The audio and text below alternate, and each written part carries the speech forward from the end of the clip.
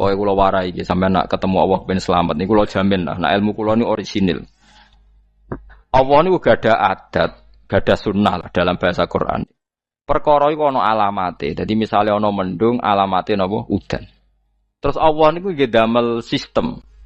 Misale huwallazi ja'ala syamsa diya awal qamara nura wa qaddarahu manazila li ta'lamu adadas sinina napa wal hisab.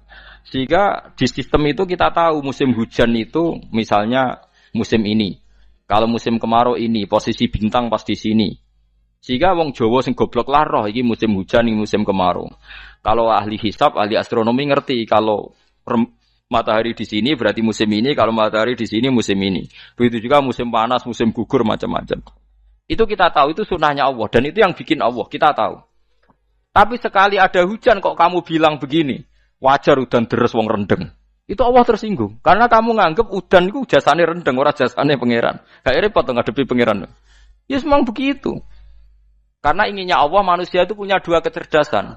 Kecerdasan yang diciptakan nubuwah yaitu akidah dan kecerdasan yang diciptakan sains yaitu pengetahuan. Di kula terangno nggih cara mazhab Abu Hanifah banyu iku ora iso najis. Wes pokoke banyu iku nyucekno dadi ora iso napa? Najis. Tapi kalau dalam mazhab Syafi'i itu air yang tidak sampai 2 kolah. 2 kolah niku ukuran 1/4 itu sekira-kira 1 meter persegi. Berarti kiri kanan atas bawah niku napa? 1 meter niku pun 2 napa? Kula. Niku nak cara Imam Syafi'i jika air sebelum 2 kula itu kena najis sedikit rubah atau tidak rubah najis, nggih. Tapi kalau terlalu banyak meskipun kena macam-macam tidak napa? Tidak najis. Terus ila mata ghayyara kecuali yang rubah. Di misalnya ada limbah, ada kubangan besar gitu yang beribu-ribu liter, tapi kok warnanya sudah warna coklat, ya kayak tinja macam-macam itu dihukumin apa? Najis. Tapi wis macam-macam malah mazhab dalam air. Tapi saya pastikan itu mazhab ulama. Saya pastikan itu mazhab ulama.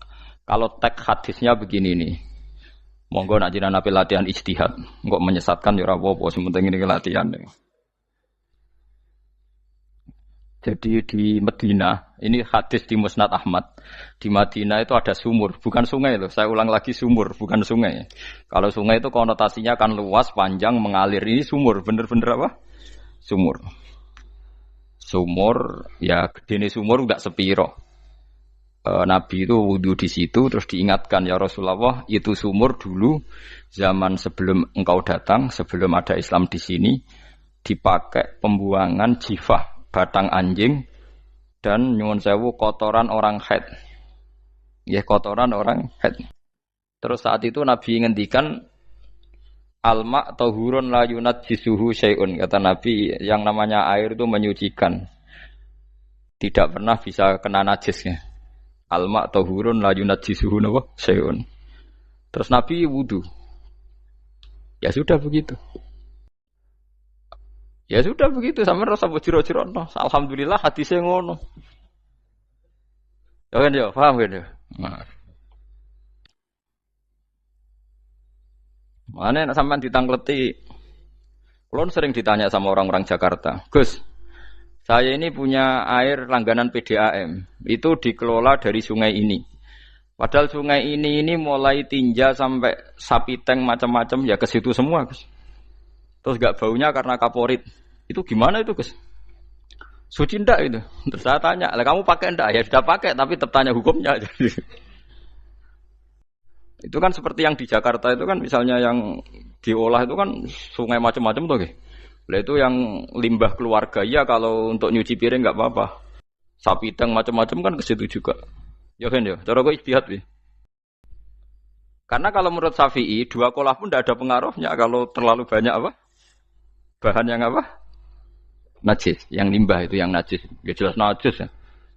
Kalau teletong sapi kan ijek ono intikal madhab rausul makul tohir.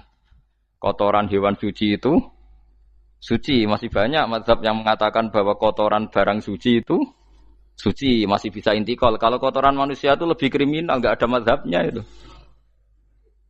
Jadi kotorane wedhus iku ana ulama sing darani suci, tapi nek kotorane ruhin gak ono. Nah, itu kan repot. Makanya kata sebagian ahli hadis, sebaiknya hadis itu tidak usah diijtihadi, pokoknya Nabi ngendikan begitu gitu. Ya sudah orang terus ya sudah begitu. Paham gitu terus seperti di sini misalnya yang di sini Gajah Wong itu kan atasannya sana mulai kali Code kan wong macam-macam. Mulai wong buang kotor air besar, air kecil kan lewat semua. Macam-macam. Makanya masalah air itu pokoknya sifatnya air itu ma'an tahura, sifatnya air itu mensucikan. Mensucikan itu dua dalam mazhab Syafi'i itu. Air dan tanah. Ya, air dan tanah. Terus sama Abu Hanifah ditambah satu. Ini kalau sampai coba tidak apa-apa, api. Makanya kalau ada boto, coroknya apa mus? Boto ya? Boto bangunan apa? Boto. Itu kan kebanyakan kan kadang kan tipak buahan pletong itu kan ya. Terus dipakai boto. Dicampur-campur, diulet-ulet. Terus jadi apa? Boto. Cara mazhab Syafi'i tetap najis, dipakai masjid tidak bisa karena sebagian bahannya dari apa? Najis. Cara mazhab Hanafi suci karena sudah dibakar. Karena api itu termasuk alat mensucikan. Alasannya Imam Abu Hanifah, orang yang fasik-fasik itu nanti disucikan pakai api neraka. Berarti api itu bagian dari alat mensucikan. Jadi misalnya Ruhin mau sholat dibakar, sholat suci itu. Karena api itu mensucikan. Buktinya orang-orang yang masuk neraka nanti sebelum masuk surga kalanya kan disucikan dengan api. Mana ada di neraka disucikan pakai air. Artinya kalau ada batu bata itu yang dipakai dari najis ya kemudian dibakar itu berarti cara mazhab Hanafi suci. Alhamdulillah tuh. Jadi kita bikin masjid nyaman karena bahannya dianggap apa? Suci. Lewat apa? Lewat apa? Api tadi dia dibakar. Tapi yang ngeri ya. Nggih. Ben sampean ngerti mazhab gitu. Terus saya memang tak niati setiap saya ngaji entah 1 2 tak sisipkan hukum fikih karena fikih ini yang kita alami keseharian. Nggih, fikih ini yang kita alami napa? Keseharian. Makanya saya minta teks hadis tadi jangan rubah. Pokoknya ada sumur loh tidak sungai. Sumur itu kan airnya tenang, tidak ngalir. Nyatanya Rasulullah sudah dilapuri. Ini batang-batang anjing dan bekas orang-orang haid, kotoran haid itu dibuang di situ ya Rasulullah. Terus Nabi menjawab, alma la yunajjis alma utahurun la yunajjisuhu syai'un. Terus orang-orang Syafi'iyah mentahmilkan dalam bahasa ijtihad itu dianggap itu mungkin sumurnya terlalu besar dan airnya terlalu apa? Banyak sehingga kotoran-kotoran itu tidak merubah warna. Tapi kata yang lain-lain masa yang benar aja gitu, masa banyu diam dimasuki kotoran gitu tidak apa? Rubah. Nah itu ya itulah ijtihad. Ijtihad itu ya. Ijtihad itu guyonannya kan gitu. Pendapat saya benar mungkin salah, pendapat Anda salah mungkin apa? Benar. Karena ya sama-sama mirip-mirip itu untuk menganalisis itu. Yang jelas Allah mensifati air itu ma'an tahura, bahwa air itu punya sifat dasar mensucikan. Kaya nek cara kula niku asal tidak terlalu ketok najis ngoten niku. Kaya PDAM ngoten niku. Enggak gak ambu taek terus gak ambu apa nek suci wonten mawon. Dan takoki tapi kan asal usulnya di sana najis gini. Asal usul barang kok repot. Kulo sering dibantai tiang-tiang sing terlalu napa was-was. Tapi jelas saya tahu sendiri. Sapi teng itu ngalir ke sungai gini-gini saya tahu sendiri. Tak jawab, saya juga tahu sendiri dari langit itu langsung air turun. Jadi artinya kalau dia melihat sisi najis ke sapi teng, kalau melihat sisi dari gunung Merapi dari langit kan langsung turun. Jadi kalau eling najis ya, tak eling suci ini kan saya gitu. Dia ngilingi yang sisi najisnya dari apa? Limbah apa? Keluarga. Wa anzalna minas sama'i ma'an tahura. Air itu mensucikan. Nah, terus kedua masalah fikih yang saya jelaskan di sini, tahur itu sifat mubalaghah dalam madhab selain Syafi'i. Saya ulang lagi ya. Kula warai lugat ke. Kalau orang biasa terima kasih disebut syakir, disebut apa? Syakir. Kalau terlalu banyak terima kasih disebut apa? Syakur. Kalau kadang memaafkan disebut ghafir, orang yang memaafkan. Kalau sering memaafkan disebut ghafur. Jadi dalam disiplin lughat Kalau wazan fa'ul itu berarti menunjukkan terulang-ulang. Paham nggih Fuad? Apa? Terulang-ulang. Sehingga mazhab selain Syafi'i mengatakan air satu ciduk kan ya. Dipakai wudu, setelah itu mustakmalnya dipakai lagi boleh. Mustakmalnya dipakai lagi boleh. Alasannya fa'ul itu mubalaghah gitu loh. Jadi sesuatu yang terulang. Paham ya? Saya ulang lagi ya. Tohur itu kan wazannya fa'ulan. Tohuran berarti wazannya fa'ulan. Fa'ulan itu berarti ikut wazan mubalaghah. Kalau ghafir mengampuni, kalau ghafur sering mengampuni. Syakir terima kasih, kalau syakur sering terima kasih. Berarti kalau tohir suci, kalau tohur sering mensucikan. Nah, makanya selain Syafi'i mengatakan air asal suci mensucikan dipakai berkali-kali tetap suci mensucikan. Artinya ada mustakmal, ya, ada apa?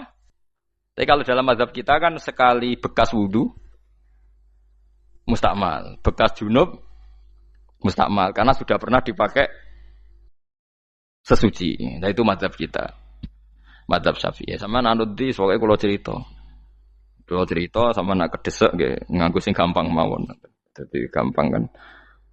Ya masuk akal karena memang wazan fa'ulan itu untuk tadi untuk litakrir tadi untuk mengulang kayak ghafir nyepuro ghafurun sering nyepuro. Paham ya? Makanya orang itu kalau zalim itu ya zalim, kalau zalum banget zalime. Makanya disebut Quran wa kanal insanu zaluman jahula. Zalim itu zalim biasa, zaluman banget zalime.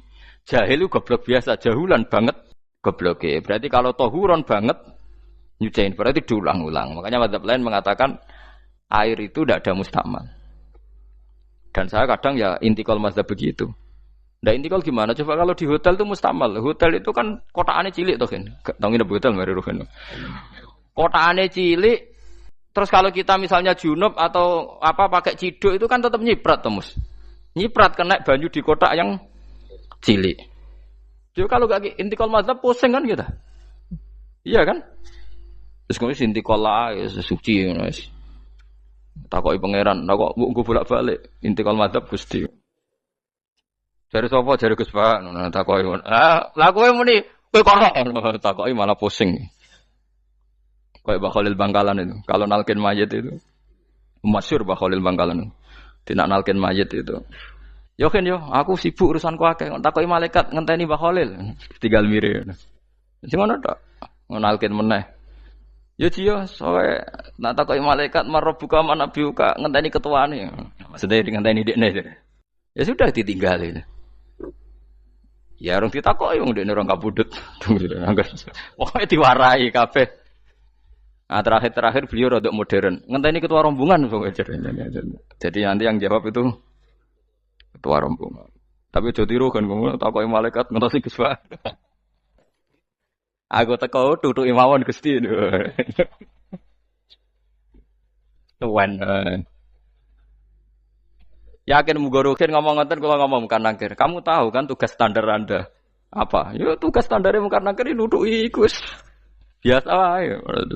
Biasa nutuki tak kan apa? Nah itu mungkin bagian guyone wali ku jek mungkin kadang orang itu engkar ndak bisa yaitu tadi piye wae resmi teknya Allah tu yaumana tuqullu nasim bi imamihim nanti manusia dipanggil itu per ketuanya bukan per individu kesuwen jadi ada teori itu yang mungkin benar ya, teori itu yang mungkin benar karena kita nanti di mahsyar juga dipanggil ketuanya dulu jadi ya ma'asyarus syafi'iyah terus Imam Syafi'i disuruh maju ya ma'asyarul malikiyah karena ketua ini nanti yang menciptakan mazhab. Karena ada pepatah an-nasu ala dini mulukihim. Manusia itu mengikuti tradisi ketuanya. Lagi coba orang Indonesia mbok bodoh, mbok ora, mbok pinter, mbok ora ngger Abu Bakar ya radhiyallahu anhu. Coba kalau tradisinya Syiah, mungkin Abu Bakar laknatullah alaih kan gitu. Ya kita tidak tahu begitu. Akhirnya kita ketiban apik karena menghormati apa? Sahabat.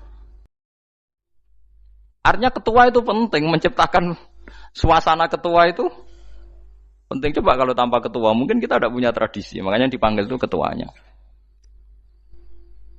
Paham? Makanya sampean milih ketua itu yang benar. Setidaknya orang ikhlas. Misalnya rapati benar, penting itu ikhlas. Ngeri itu kalau pas sampean dipanggil nunjuk ketua itu. Kemudian ketua partai, wah panggil pangeran bingung kan. Ketua sopok nyebut ketua partai. Waduh. Ketua partai dia celuk pangeran Melayu. Wah, ngadepi pangeran meriang tetep.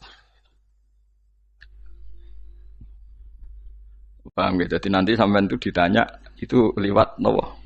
Lewat nopo? Ketua. Terus ketua nanti itu ngecek ada nur yang dipakai alamat dia ngikutin ndak. Nah, yang paling ngeri ya termasuk Rasulullah. Rasulullah itu nanti pakai standar itu. Inna umati yut'auna yaumal qiyamati hurran muhajjalin min atharil wudu. Itu kan ada tanya jawab sama sahabat. Kata Rasulullah, kamu tidak usah khawatir kalau saya meninggal. Meninggal saya itu baik. Hayati khairun lakum wa mamati khairun lakum. Saya hidup di antara kalian ya baik, setelah saya meninggal juga baik. Ya Nabi ya unik.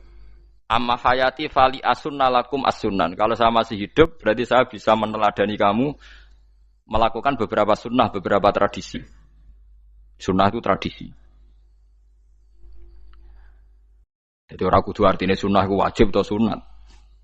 Buktinya di Quran ada sunnatallahil latif sunnatallah fil ladzina khalau min qabl. Jadi sunnahnya, tradisinya Allah menghukumi orang-orang dulu. Itu bisa orang benar, bisa orang tidak apa? Benar. Kata Nabi, kalau saya masih hidup, fali as-sunnah lakum as-sunan, saya bisa mentradisikan kamu beberapa sunnah, bisa wajib, bisa sunnah. Wa amma wafati ya khairun lakum. Kalau saya sudah meninggal nanti juga bagus. Mergo aku nak SK pundhut jare Nabi, aku jejer pangeran. Dadi nak roh kowe apik, saya muji Allah, nak roh kowe elek, langsung saya minta ampunan kepada Allah. Dan semua umatku nanti diampuni. Tapi terus Nabi mulai menangis. Tapi ada beberapa masalah.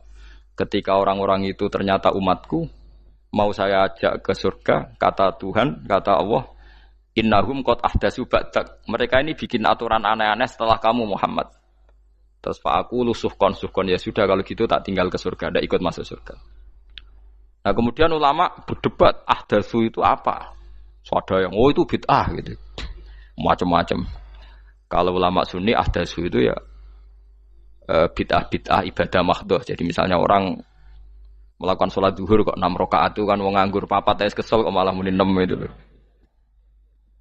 Utawa zuhur kok mau 3 rakaat itu kan ya itu bid'ah. Karena ibadah mahdhah. Tapi kalau masalah sosial itu fleksibel. Fleksibelnya adalah misalnya dulu Nabi naik unta, orang yang anti bid'ah juga naik Innova. Padahal dulu naik unta. Orang-orang yang poligami itu ya tidak nunggu istri pertama mati. Padahal dulu Nabi poligami setelah Sayyidah Khadijah meninggal. Ya mereka baik-baik saja. Alasannya poligami sunnah Rasul. Padahal nak detailnya sunnah Rasul poligami setelah istri pertama meninggal. Jadi kayak Rohin itu belum boleh. Istrinya kan masih hidup 2 dia. Tapi sudah.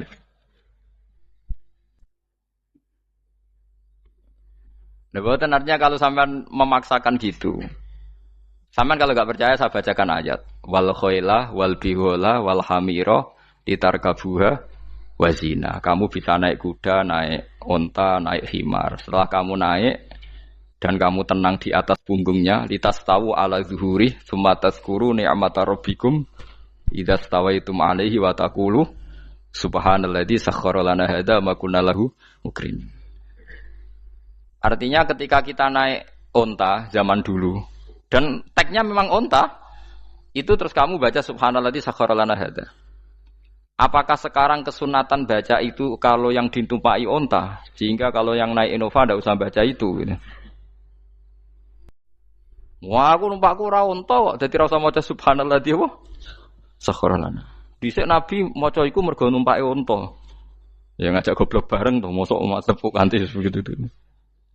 Makanya sensitif, bakas bid'ah ndak itu sensitif, tidak usah dibahas, biasa saja. Nek senak ra cocok ya diem aja. Sudah sebenarnya ra cocok ora sampe nglakoni tapi tidak usah komentar karena jelimet. Saya pernah ditelepon orang dimaki-maki. Orang Sidoarjo. Padahal wong Jawa Timur, ya aneh.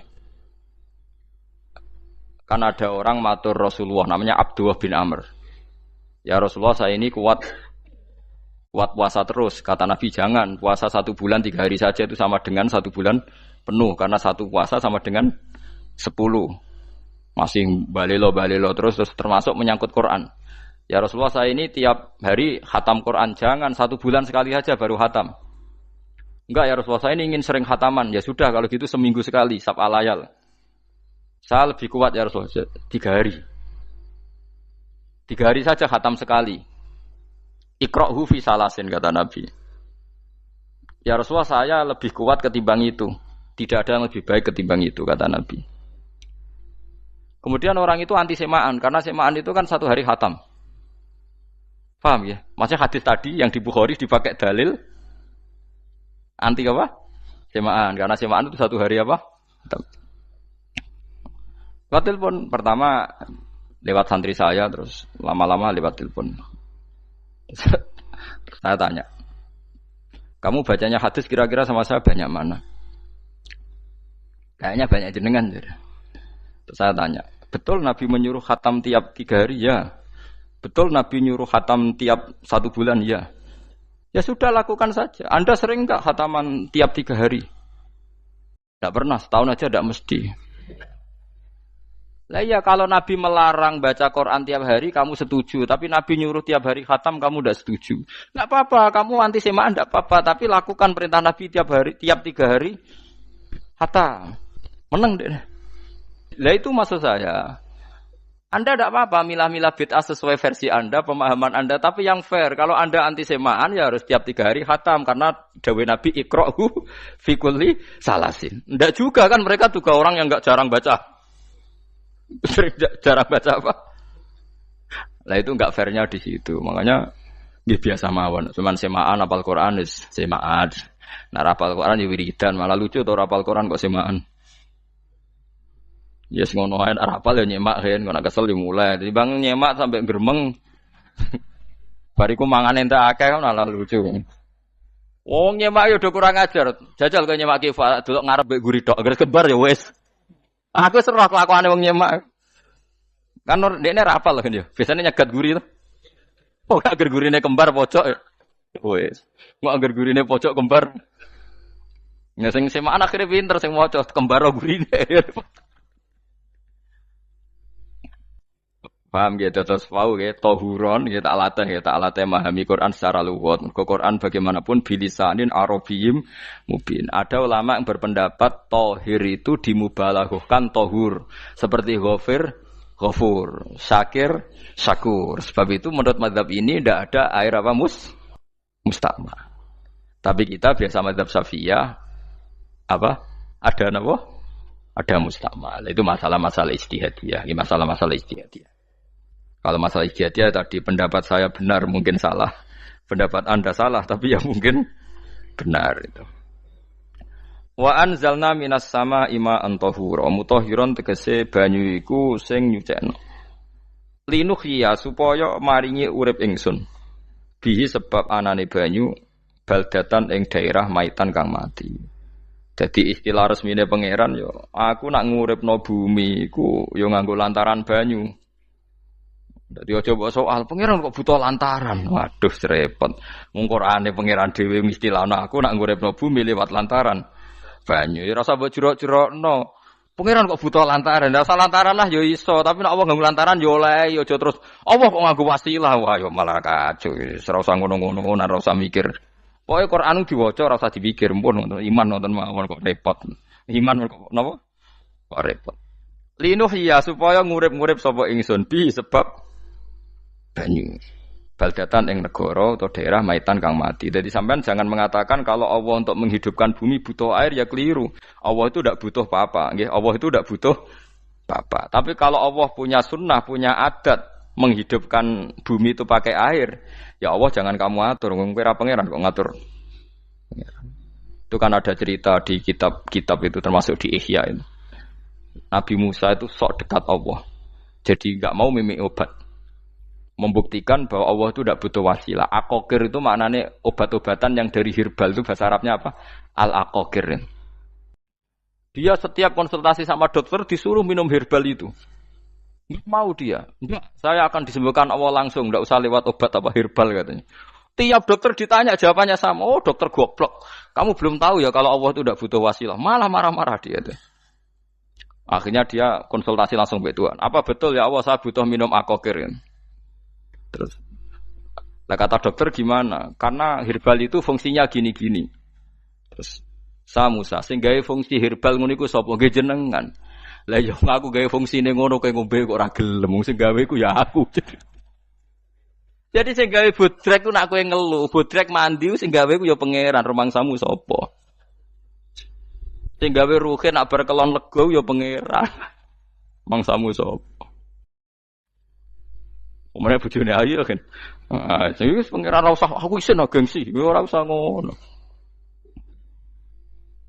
Kalau muni elek dibanding bojone ning swarga, nek ning dunya ya ayu, nguruhin ya diselera kok udarane. Paham gitu. Terus itu masalah yang enggak akan selesai ila yaumil qiyamah. Jadi ada cara pandang langsung Allah itu ya bisa. Tapi misalnya ada sunnatullah ya jangan kamu tentang. Termasuk Nabi Musa akhirnya Nabi Musa mau minum, setelah minum sembuh. Terus ketika sembuh diberitahu Allah, memangnya kenapa kalau minum obat itu? Obat itu ada khasiatnya yang bikin juga Allah. Kok kamu hindari itu alasannya apa? Wong yang bikin juga Allah. Makanya kalau kamu percaya wasilah, kalau terpaksa percaya, kamu harus yakin bahwa nomor satu adalah Allah Subhanahu wa Ta'ala. Kalau kamu takut orang itu syirik, ya gak apa-apa, kamu lawan, harus kamu lawan. Memang selera kamu begitu. Kamu harus tidak usah ikut pakai, wong kamu khawatir, tidak apa-apa. Jadi sing khawatir syirik, ora usah nganggo ali-ali, ora usah nganggo ake, tapi sing seneng dagangan ya nganggo.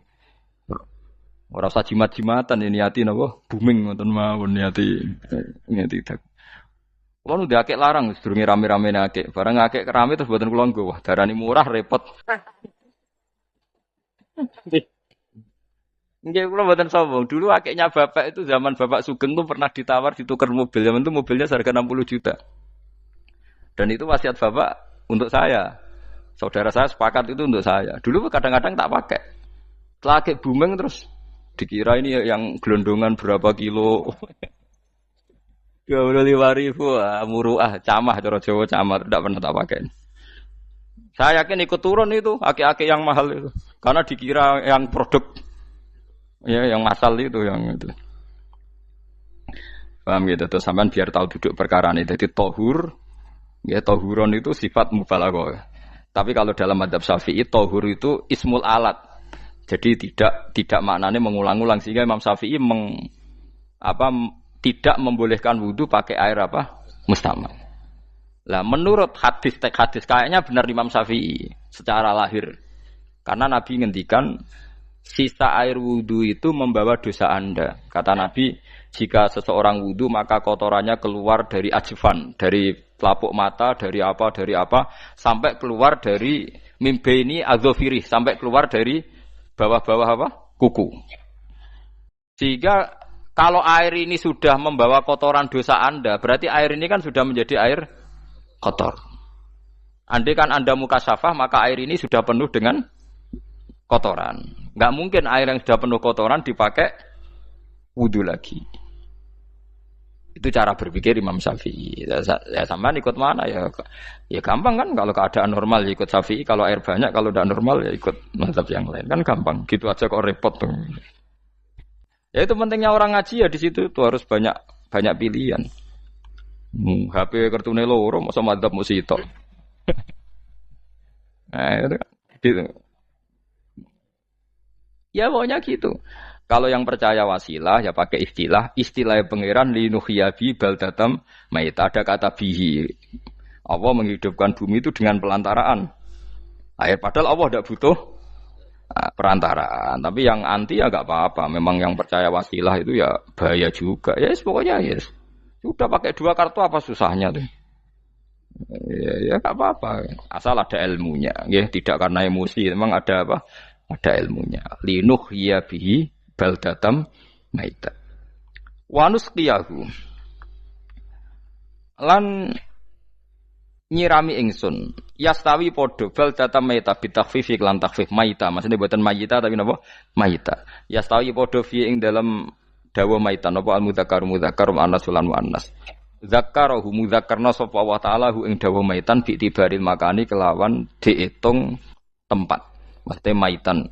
Wanus qiyahu meniku masalah nahwu. Lan nyiramno ingsun hu ing banyu ilma ategese banyu mimma sing perkara kholakna kang wis gawe ingsun gawe siraman an aman ing pira-pira raja kaya kewan ibilan tegese unta wa bakaronan sapi wa namanan wedhus Wa anasi lan pira-pira manusa kafiron kang akeh. Iki unike Quran, kadang kewan mbek manusa iku dibakas dhisik kewane. Engko nek ndelok dosa mbek ora ya apik kewan. Tapi nek ndelok diakal mbek ora ya apik manusa, tapi nek didelok manusa mbek kewan niku dosa ndi? Dosa manusa. Mulane nek salat istisqa iku kesunatane gawa kewan. Lho nggih tenan mboten guyon, sampean delok kabeh kitab fikih, nek salat istisqa kesunatane iku wong kon gawa apa? Kewan. Tapi aja kethek lho ya. Contone ngono iku ya kaya wedhus sapi. Engko terus go kethek ula bulus wah, malaikate bingung wah. Ajete kewan tapi aja bulus, kethek ula. Mulane teng daerah mriku, teng daerah sarang nate kekeringan. Bareng kekeringan tiang salat istisqa iku ana sing go sapi, go wedhus. Delalah bar salat istisqa iku udan. Tapi kula seneng mbek kiai ini. Pas udan kiai ini ngendikan itu. Kowe aja GR nak udane krana kuwi ya krana sapi mbek wedhus iki. Mergo ora duwe dosa, mergo ora duwe dosa. Lah itu agama. Agama itu kita ta'abudi. Wong kita jare makhluk paling terhormat. Tapi nyatane nak istisqa butuh bantuan kewan. Itu kesunatan istisqa ngoten to. Tem mriki ngoten mboten. Do nuntun wedhus to. Napa? Mboten sing tek teng kitab-kitab Pak Sami to. Kan go kewan kan? Ya. Tapi ya soal kewan mau iso mbayakno. Wah, lah nek wong pasar ngasem mbok gawa mulai ular kobra macam-macam ya, malah repot. Ndak ini menunjukkan nggih karena manusia iku akeh dosane. Mulane jemben teng ora-ora mahsar iku manusa ora kepengin apa kewan ora kepengin dadi manusa tapi manusa kepengin dadi kewan. Makanya nanti ketika ngadepi hisab gak kuat wa yaqulul kafiru ya alaytani kuntu napa turaba. Maksudnya kuntu turaba ya Allah saya jadikan kewan sing di akhir segalanya didhawuhi Allah kuni turaban. Kamu sekarang cukup jadi turab. Intine manusa sampeyan teng ora-ora masar bayangno kaya kewan sing akhir hayate mau didadekno napa lemah. Nah, kadang-kadang manusa itu dalam siklus ini apik kewan malah didhisikno mimma khalaqna napa an-aman riyen ya. Kalau dilihat dari dosa ndaknya, kalau dilihat dari manusia makhluk terhormat macam-macam ya apik manusa. Wa anasiya lan pira-pira manusa kasiron kang akeh. Jamu insan ente lafat anasi jamu lafat insan. Wa suhu te asline lafat insan iku anasinu. Fa udilat moko digenti apa anunun digenti ya aning ya. Wa timat lan dene sopno fiha ing dalem ya apa ing dalem ya apa al ya ya. Maksudnya ya sing sangka nun diidghamno be ya asli. Au jamu insin te jamu lafat insin. Walaqad tasarrafna lan teman-teman molak-malik ingsun to mutar-muter ingsun. Hu ing ma'il ma'atik sebanya bainahum antarane wong akeh liat zakaru wa gelem eling sapa ngakeh. Asluhu ya tadzakaru. Niki kok usum nahwu le utimat ya gamna apa ata fi dzalik ing dalam dal wa fi qiraatin liat kuru bi sukuni dzal wa dhammil kaf. Liat kuru nikmat Allah ing nikmat Allah taala bihi klan ma fa aba mongko moh sapa aksarun nasi sapa akeh manusa moh ila kufuron kecuali mungkiri ning nikmat juhudan tegese mungkiri ning nikmat ngingkari len nikmati maring nikmat haitsu qalu sekirane ngucap sapa ngakeh mutirna binau ikada mutirna den kei udan kita binau ikada sebab posisi perbintangan iki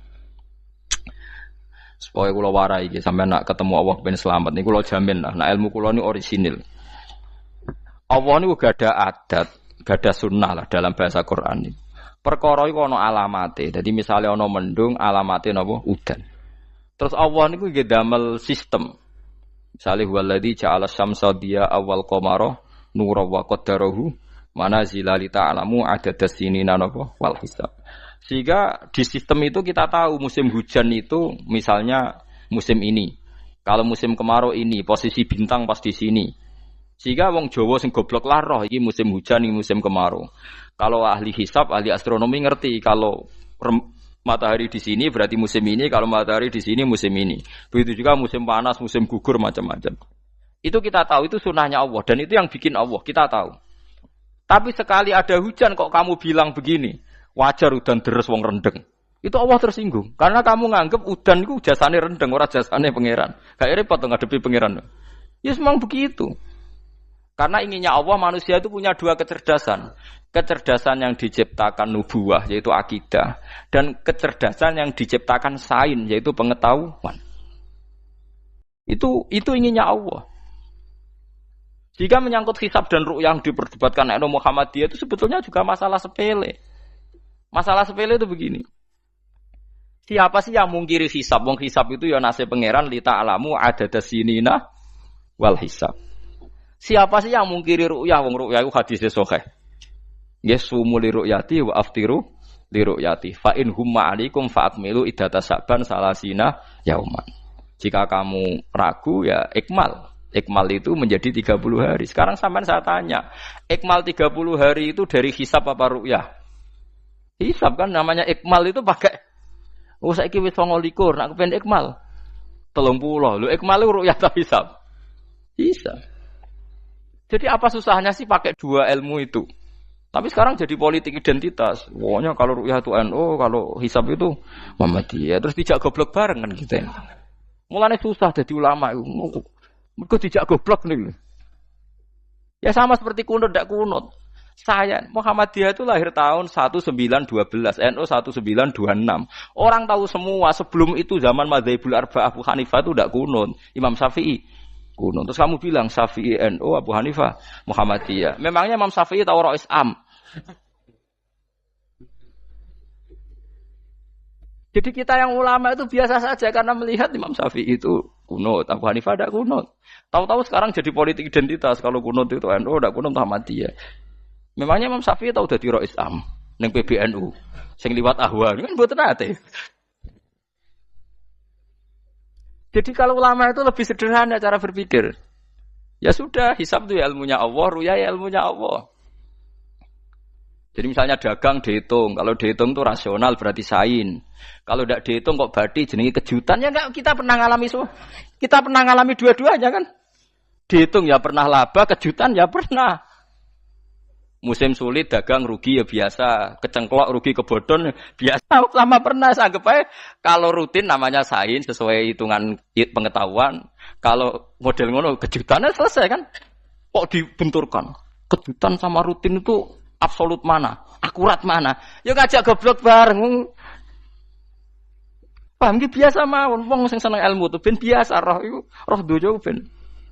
Ya ben biasa.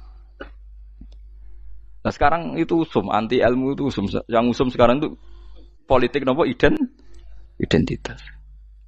Kalau batik wong Yogya, wah batik nasional berarti orang batik wong Indonesia, anak batik ra wong Indonesia.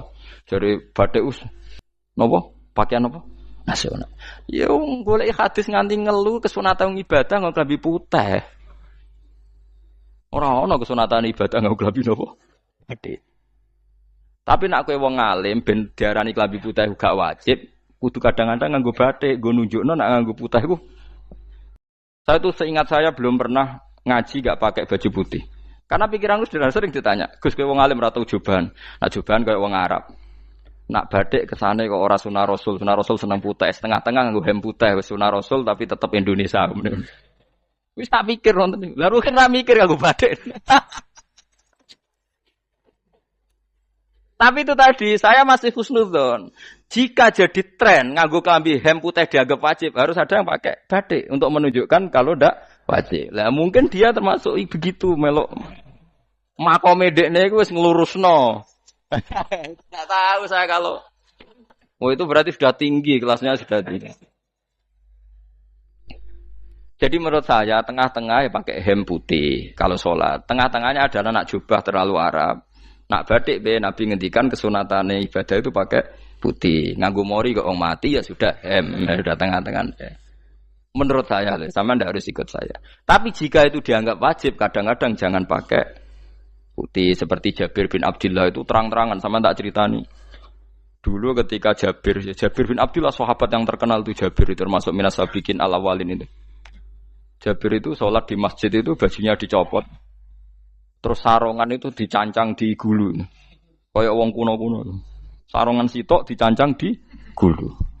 Bawa baju diletakkan di soko masjid.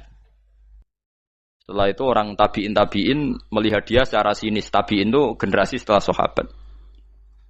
Marah-marah ketika dimaki. Masa engkau sahabatnya Nabi sholat bisau bin wahid. Pakai baju satu dicancang bisa. Jabir mulai cerita.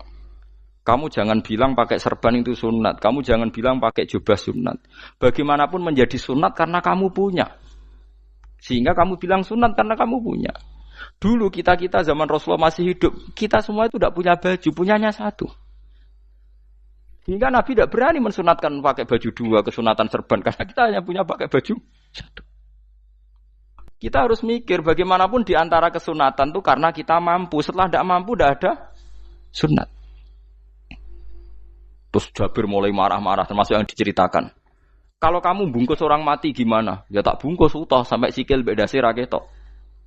Ya kan ya, nah ini yang mati dibungkus sempurna tuh. Nanti kok pepes itu ya dibungkus, terus bariku lagi dibuka raine ya. Ya mus, sing mudin-mudin rai ya. Terus Jabir cerita. Cara kowe wajib to ora jare Jabir? Nggih wajib. Ya wajib mergo iso. Terus dia cerita, dulu Sayyid Hamzah, dulu bapak saya Abdullah Jabir bin Abdullah. Itu saking enggak adanya baju. Itu nak ditutup sirahe mbek sarong, mboten kafan. Iku ketok sikile. Nak ditutup sikile ketok sirahe. Akhire do matur Kanjeng Nabi kon nutupi sirah waj'al ala rijlihi sayan min izkhirin. Akhire sing sikile ditutup suket. Saking gak anane baju. Kowe saiki Islam wis jaya kecangkeman sithik-sithik muni sunat wis dimaki-maki mbek Jabir. Wis meneng ngejar. Terus terakhir ngendikan ngene. Aku nglakoni iki liyaronil ahmak misluk. Pancen tak jarak aku salat ngene iki bento-bento kowe ben roh. Nak dhisik jarak Islam ngene iki ya. Liyaroni al ahmak misluk. Ahmak ku bento sing level tinggi, medium men. Itu ulama betul ya begitu. Saiki wong Islam jog tuku kurma gampang, sithik-sithik buku nganggo kurma, sunah Rasul mergo nganggo kurma. Ya perkarane ke kelar tuku, zaman kene Gunung Kidul melarat nganggo apa? Aneh-aneh iku. Makanya di fikih jelas, nek iso kurma, nek iso asal manis, nek iso asal gak nyolong titik wis. Kok cek repote hukum. Bagaimanapun kowe kecangkeman muni sunan mergo mampu. Zaman kira mampu orang muni ngono padahal hukum iku wis dhisik-dhisik. Hukum itu baru apa sudah kemarin-kemarin? Wis menengae. Kula ge sering, ngger kula kan kiai, ngger but poso sering sowan kathah. Kadang sing sowan luwih mlete timbang kula. Gus kurma Gus, nggo apa? Nggih sunah Gus. Ah sunah mbahmu pangan kowe. Oh kiai mbok warai ra sopan ta. Aku nak buka aku tegan amne. Aneh-aneh ya amne. Namun ini sunah dia ora usah kecangkeman. Lagi bukan ukur mas pirang tahun, lebih kali tahun Gus. Umur piro? 40 Gus. 38 tahun gak anggo sunah lagi 2 tahun gegere gak karuan. Biasa saja. Dulu Nabi itu ya biasa. Nabi kalau zaman ngendikan yang ngeper sampai 4 kali. Kalau gak mampu ini, kalau gak mampu ini. Nabi kalau ngendikan ya gitu sampai diulang-ulang. Karena Nabi tahu tidak semua umatnya gampang mendapatkan itu. Misalnya kafaroh puasa 2 bulan nuntut, kalau tidak bisa ngasih makan orang miskin sekian, kalau tidak bisa gini sampai habis. Kulo ma'rufin sedekah, kalau tidak bisa ya Rasulullah firsana satin, sampai ludus gak usah sikit tamrotin. Kalau gak bisa fabi kalimatin thayyibah, cangkem sing apik. Nek ra iso sementing aja merengut. Terakhir walau bitol qatin apa? Wajin. Itu lama mewarisi sekian kebaikan yang diajarkan Nabi, tidak terus dipatenkan satu ngel-ngel wong akeh. Kono apa ngekek kurma kok khutbah bareng sumpah. Wes pangan dhewe entekno. Ya ana sing sabar. Wes kula tobat Gus mun mboten ngomong-ngomong ngono ya. Ya biasa saja kalau ingin sunah-sunah biasa saja. Dawe Nabi wal qasda tabluhu. Kamu itu yang biasa saja. Biasa itu ya standar saja. Ya biasa. Jadi Nabi dulu kalau melakukan sunnah itu biasa. Sunnatun sanaha Rasulullah sallallahu alaihi wasallam. Ini sunnah yang dilakukan Nabi. Tapi di luar yang azimah. Azimah itu yang wajib atau fardhu ain itu sahabat biasa. Karena bagaimanapun kita bisa begini karena mampu. Seperti Jabir tadi. Orang bisa sholat pakai serban, pakai jubah karena mampu. Zaman Nabi awal Islam. Sama lihat Bilal. Ada nak belodor gitu. Sama lihat film Umar atau film-film Bilal. Itu memang nyata dulu itu la yajidu ahaduna illa sauban wahidan. Ndak ada yang kecuali punya baju apa? Sama dulu film-film, mulai versi seneng kitab sampai versi film itu sama. Bilal nak adzan ya blodor, ora adzan diblodor gak sopan. Oh memang ya duwene klambi mok sitok iku. Adlok ceritane Sa'labah, bar salat salam langsung melayu. Berkali-kali yang bersalam melayu. Jebule apa genta kae. Ya salah bang bersolat ora witir mlayu kenapa? Saya takoki ya Rasulullah, takoki Nabi. Salah bah kata sahabat-sahabat kowe nak salat bar mulai langsung mlayu. Ya Rasulullah, kami kula namung setunggal, istri saya di rumah aja utuh. Iku saking ndak adanya baju. Oh, saiki nang sunatno kon. Ya begitu. Makanya ketika Sayyidina Umar idza ausa Allah fa ausiu. Nanti kalau sudah jembar ya jembar. Nak lagi ruwet ya ruwet. Ya sudah biasa saja. Paham ya? Jadi kalau suwun misalnya malah yudroku kulu, la yudroku nopo kulu. Kalau tidak bisa semua jangan sama sekali. Jadi misalnya kita tidak bisa jubahan, tidak bisa serbanan mergo wong Arab. Supaya saya ndak keriting jubahan kok tonggo ya guyu. Paham ya? Wah aneh ngono. Kemudian nek ora kaji kok jubahan malah digugat wong akeh. Ya sudah pakai hem putih saja. Yang penting dua semangat sunnah putihnya misalnya. Ya tengah-tengah gitu. Tapi kalau kira-kira dianggap wajib ya kan ganti badik kayak Ruhin itu. Itu makomnya sudah itu tadi. Sudah tinggi sekali. Ya Nabi itu kan misalnya Nabi nyifati rambut yang baik itu yang lurus ngombak gitu. Sifatnya Dajjal itu keriting. Tapi yang keriting ya enggak apa-apa. Bukan berarti wah keriting mirip Dajjal ya enggak gitu. Ya itu kan Allah menunjukkan kekuasaan. Nanti kalau Allah bikin lurus semua dikira gak mampu bikin yang keriting. Ya sudah dibikinlah yang keriting. Ya sudah gitu biasa saja buatan berlebihan. Paham gitu. Jadi Nabi itu kalau ngendikan seingat saya ini hafal banyak hadis. Kalau ngendikan tuh sampai berkali-kali. Itu tadi mulai kalau sedekah pakai ini, kalau ndak mau ini sampai mulai firsana satin sambil wedhus ijek larang walau bisik kita roh separone kurma. Masih kadang ndak mampu fabi kalimatin thayyibah, ndak mampu lagi ya soalnya tak sedekah walau bitol qati wajin. Sedekahlah meskipun dengan ceria. Itu sirinya kenapa saya ngaji guyon. Karena paling ndak ceria itu happy. Coba kalau saya ngaji merengut, menang terus ketok nyesal. Terus sing ngaji kan mikir, Gus Bak kurang opo? Kita ngaji ku ono sing kurang. Oh, terus yang keduanya nafsir wah paling kurang sangune. Wah jadi repot. Mulane kula ngeten wis tak pikir, mangsa ora tak pikir. Guyon kula mek sampean nangis mbon ndi ganjaran akeh ndi. Mergo guyon kula bi ilmen nangis sampean mikir utang. Jadi terakhir sedekah talqati wajhin, wajah yang ceria, yang happy. Kowe iki happy kan yo seneng, paling gak mikir nasibe kan. Kiai iku happy benes. Jajal misalnya kayak dikiai kok rogen sumpeng, maca kukar kukur, bariku angop, bariku kukur meneh. Kan wong mikir, wayahe tanggale bayar apa piye kredite? Waduh. Apa wayahe ditarik sepeda motor? Kan orang terus menafsirkan macam-macam. Sing elek sing wong alim mulai nafsiri paling tertipe ra iso. Wah, paling elek. Ya nek wong alim kan ana ukur-ukur mesti nek sing suudon kan paling macane bingung terkipe ngono. Ya macam-macam lah sesuai asumsi napa. Jadi kula suwun lah sama nak dadi kiai nak ra iso sedekah macamnya terakhir ceria. Mergo Nabi ngendikane terakhir tasodaku walau bitol qoti wajhin. Bersedekahlah meskipun dengan keceriaan napa muka atau wajah. Namun kalau itu Nabi diulang-ulang. Jadi kalau ngendikan tuh diulang-ulang. Sekarang tuh orang mau mendorong sunnah Rasul itu satu. Ya berat bagi yang nggak bisa melakukan itu apa?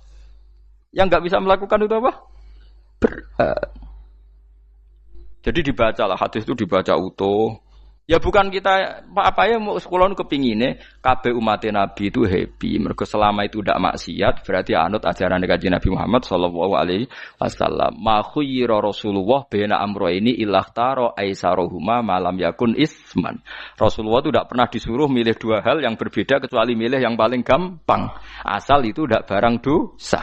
Itu hadis muttafaq alaih. Ma khuyira Rasulullah baina amrayni ilahtaro napa aisarohuma malam yakun napa isman. Jadi Nabi itu tidak disuruh milih dua hal, mesti milih yang paling gampang asal tidak nopo dosa. Makanya Nabi kalau ditanya, ya Rasulullah sampean nanti tawaf pakai unta apa ndak? Kesel ndi? Nggih kesel melaku, ya naik unta saja. Makanya Nabi kalau tawaf itu dulu pakai apa? Unta. Terus saiki mulane Arab Saudi PG MRT mergo dhisik Nabi unta terus saiki nganggo napa? Kereta lingkar. Sekarang baru diperdebatkan. Cek kurang ajar itu sebenarnya tamu spesial, misalnya pejabat negara sebenarnya atau tawaf numpak kereta muter. Diarani rasah dhisik Nabi numpak unta, diarani sah cek kurang ajar ning dhuwur. Terus sampai angop-angop terus tawaf. Sampeyan muni sah ta ora ya, jajal. Muni rasah Nabi dhisik tawaf. Ngagem to muni sah kok kurang ajare. Wah, ya misalnya numpak kereta asenan anggap sithik-sithik sebeng 7. Kurang ajar juga. Saat ini lebih diperdebatkan, tapi ya mbak, sing bakas ngono ben ngerti hukum sampean, ben ro anak kiai iku bingung, ulama yo mikir hukum. Iku ketok ceria kula, sampean ora bingung ora ceria. Fa aba mongko mo sapa aksarun nasi sapa akeh manusa mo ila kufuron kecuali ngafirin emate Allah juhudan. Tegese engkar li nikmati maring nikmat haitsu qalu sekirane ngucap sapa kufar mutir nabi nawi kada mutir naden kaeringi udan kita binawi kada sebab posisi bintang sing ngene iki walau syi'na la ba'atsna fi kulli qaryatin nadhira walau syi'na umpama ngersakno ingsun Allah la ba'atsna yektine nugasno ingsun utawa ngutus ingsun fi kulli qaryatin ing dalam saben-saben daerah desa nadhiron ing wong sing ngelingno. Umpama wong ngersakno kabeh desa yo nabi, tapi kok kakek nabi malah repot kan. Yukhawifu kang ngekeki peringatan sapa nabi ahlaha ing penduduk Korea. Walakin ba'asnaka tetapi ning ngutus ingsun ka ing sira Muhammad ila ahli qura maring kabeh penduduk kuliah sekabehane ahli qura nadhiran khalidati nadhir khalidati nabi liya'zuma supaya gedhe apa ajruka ganjaran sira. Tapi kabeh nabi niku pokoke Allah mampu mawon tiap desa dikai nabi, tapi Allah ndak melakukan itu, cukup nabi sitok. Terus kabeh iki ana anut Nabi Muhammad sallallahu alaihi wasallam. Mulane ana guyonan wong Arab wong Jawa apik endi? Apik wong Jawa aja. Ke wong Arab iku cara obat iku dosis tinggi, mulane dikirimi Nabi. Wong Jawa cukup mudin, cukup kiai wis Islam. Dadi rapati salah lah. Penyakitnya ringan jadi diobati kiai iku wis dadi iman. Nah wong Arab kudu napa? Nabi. Berarti penyakit berat mbek ringan apik endi? Apik ringan. Mulane jare kiai Jawa kita apik wong Jawa kus mbek wong Arab. Mereka ora butuh napa? Nabi, berarti dosisnya kan kecil ya, rendah. Tahu nih mulimu. Wong bingung, ngono kok omongane wong napa? Bingung. Lha opo nganalisis ngono barang. Ya wong nganggur iku repot. Pala tutik mongko aja nurut sira al kafirina ing pira-pira wong kafir fi hawahum ing dalam hawa nafsune kafirin. Jadi kalau jangan wong kafir itu yang menyangkut hawa nafsu. Tapi nak menyangkut kebaikan wong kafir, sing kita kadang kalah baik dalam hal sosial. Ya malah Allah kadang melehno kita, mereka kok kalah mbek wong kafir. Gini misalnya ngeten gini, makanya Imam Suyuti nafsiri falatutil kafirin ai fi hawahum. Dalam hal yang bersifat hawa napa? Nafsu. Misalnya begini, saya contohkan Allah melehno wong mukmin. Ada sahabat ketika perang itu tangannya terputus, kakinya juga terputus. Terus matur Rasulullah, ya Rasulullah gara-gara perang derekno engkau, saya tangannya putus, kaki saya putus. Ternyata tidak diapresiasi sama Allah, malah disalahkan. Gini kok Allah terus nurono ayat iyam saskum korhun faqad masal qoma korhum mislu. Jika Anda luka karena perang, orang kafir pun luka. Wong kafir wong gento wae wani luka demi kekafiran, kok kue wong Islam jari demi Allah ora wani luka. Jika masyhur di kalangan para ulama, nanti setiap kebaikan itu dibandingkan kezaliman. Ya saya ulang lagi, nanti setiap kebaikan itu dibandingkan kezaliman. Misalnya kita jadi kiai ora enak, ora gaji tetap, setepak-tepakan, kadang untuk duit, kadang ora. Enak jadi PNS, gajinya tetap. Nanti kita disalahkan Tuhan. Pedagang narkoba itu gajinya juga enggak tetap. Risikonya tinggi, ditangkap polisi, hukumannya mati, itu saja berani. Kowe nyai trimo ngono ra wani. Kowe tahajud kanyeben, bengi-bengi tangi tahajud kanyeben. Tukang maling ayam bengi-bengi tangi nyolong. Risikonya tinggi ya anyep wani. Jadi nanti kowe di depan Tuhan dimaki-maki, kesalehan kita akan dibandingkan kezaliman. Lan ana wong saleh diutangi dhuwit ra oleh medhit, sebenarnya dibandingno. Maling mbek maling utang-utangan, wong saleh ra utang-utangan. Ya memang begitu. Nah itu yang dimaksud ayat intakunu ta'lamuna fa innahum ya'lamuna kama ta'lamun wa tarjuna minallah ma la yarjun. Jika kamu merasa sakit karena berjuang demi agama, orang-orang zalim juga sakit karena kezalimannya. Toh mereka berani. Coba jadi kiai bandar narkoba resikonya tinggi mana coba? Resiko jadi bandar narkoba. Antar geng narkoba juga musuhan, takut ditangkap polisi. Jadi kiai paling ono kasut sithik-sithik. Paling wong ngrasani. Kiai iso ngene omong tok ra iso nglakoni paling gitu. Padha kiai ini paling hasud. Ya sidik-sidik lah, paling seret. Kalau bandar narkoba gak cocok, nembak. Karena rivalitas mereka ekstrim. Jika kalau sampean cemen jadi kiai nanti ya diingatkan Allah dibandingkan orang apa? Zalim. Jadi eling-eling ya. Terus semua kesalahan kita, loyalitas kita pada agama nanti dibandingkan orang zalim karena mereka loyal sama pekerjaannya, sama kezalimannya. Enggak terus preman-preman nak belani kanca wani mati. Kadang kiai santri belani kiai ini rapati wani mati. Wis repot preman-preman nak tobat wis repot. Kulo nu rada nyesal mek tobaté preman. Nak ana preman teng perapatan tobat. Niku terus ning masjid, men itikaf terus mbek wong sopan. Niku ora pas sajane. Nak tobat itu tetep ning perapatan. Sing dhisik ganggu wong disingkirno. Jadi ku tobat tenan sehingga dhisik perapatan sing gawat dadi gak gawat. Mergo sing preman gawat diganti preman sing lunak. Ora terus ning masjid ya sing iki tetep diganti generasine ngono. Mestine maksudnya mestine ora kok terus elek mboten mestine tobaté ngoten niku. Sayyidina Umar itu dulu itu menakut-nakuti orang Islam. Angger ana ndekne wong Islam wedi kabeh. Terus Abu Bakar ya wedi kabeh wedi. Suatu saat Rasulullah mlaku-mlaku ngerti Umar gulut ning ukat, menangan. Kata Rasulullah andikan yang Islam itu hebat Islam. Hanya Rasulullah berdoa wa ma'izal Islam fi Umar. Akhirnya Umar masuk Islam. Hari Kamis masuk Islamnya. Wis kira tau mikir to sak dinane niku lho sak dinane dongane Kamis masuk Islam Jumat. Ning omahe adike ning gone IP-ne. Mergo diwacana Quran surat Toha. Bareng Islam metuki Nabi mon walhasil bar Islam teng Zaid bin Arqam ning mbene Nabi terus langsung marani omahe Abu Jahal ora terus ning masjid menenge buat langsung marani Abu Jahal. Angger ki ganggu Nabi tak pateni. Bariku marani Abu Jahal. Aku saiki wis Islam iki ganggu Nabi tak pateni. Gentenan wong kafir sing delik. Paham nggih? Dadi enak maksudnya. Lah misalnya terus Umar dadi sopan santun terus ketemu wong dilo, ketemu Abu Lahab monggo derek akhir. Wah.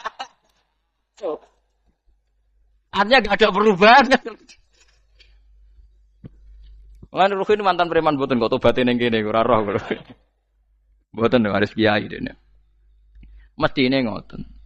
Makanya Wahsy itu yang bunuh Sayyid siapa? Hamzah. Karena dia disuruh Hindun itu istrinya Abi Sufyan itu. Itu setelah membunuh Sayyid Hamzah dan dia Islam.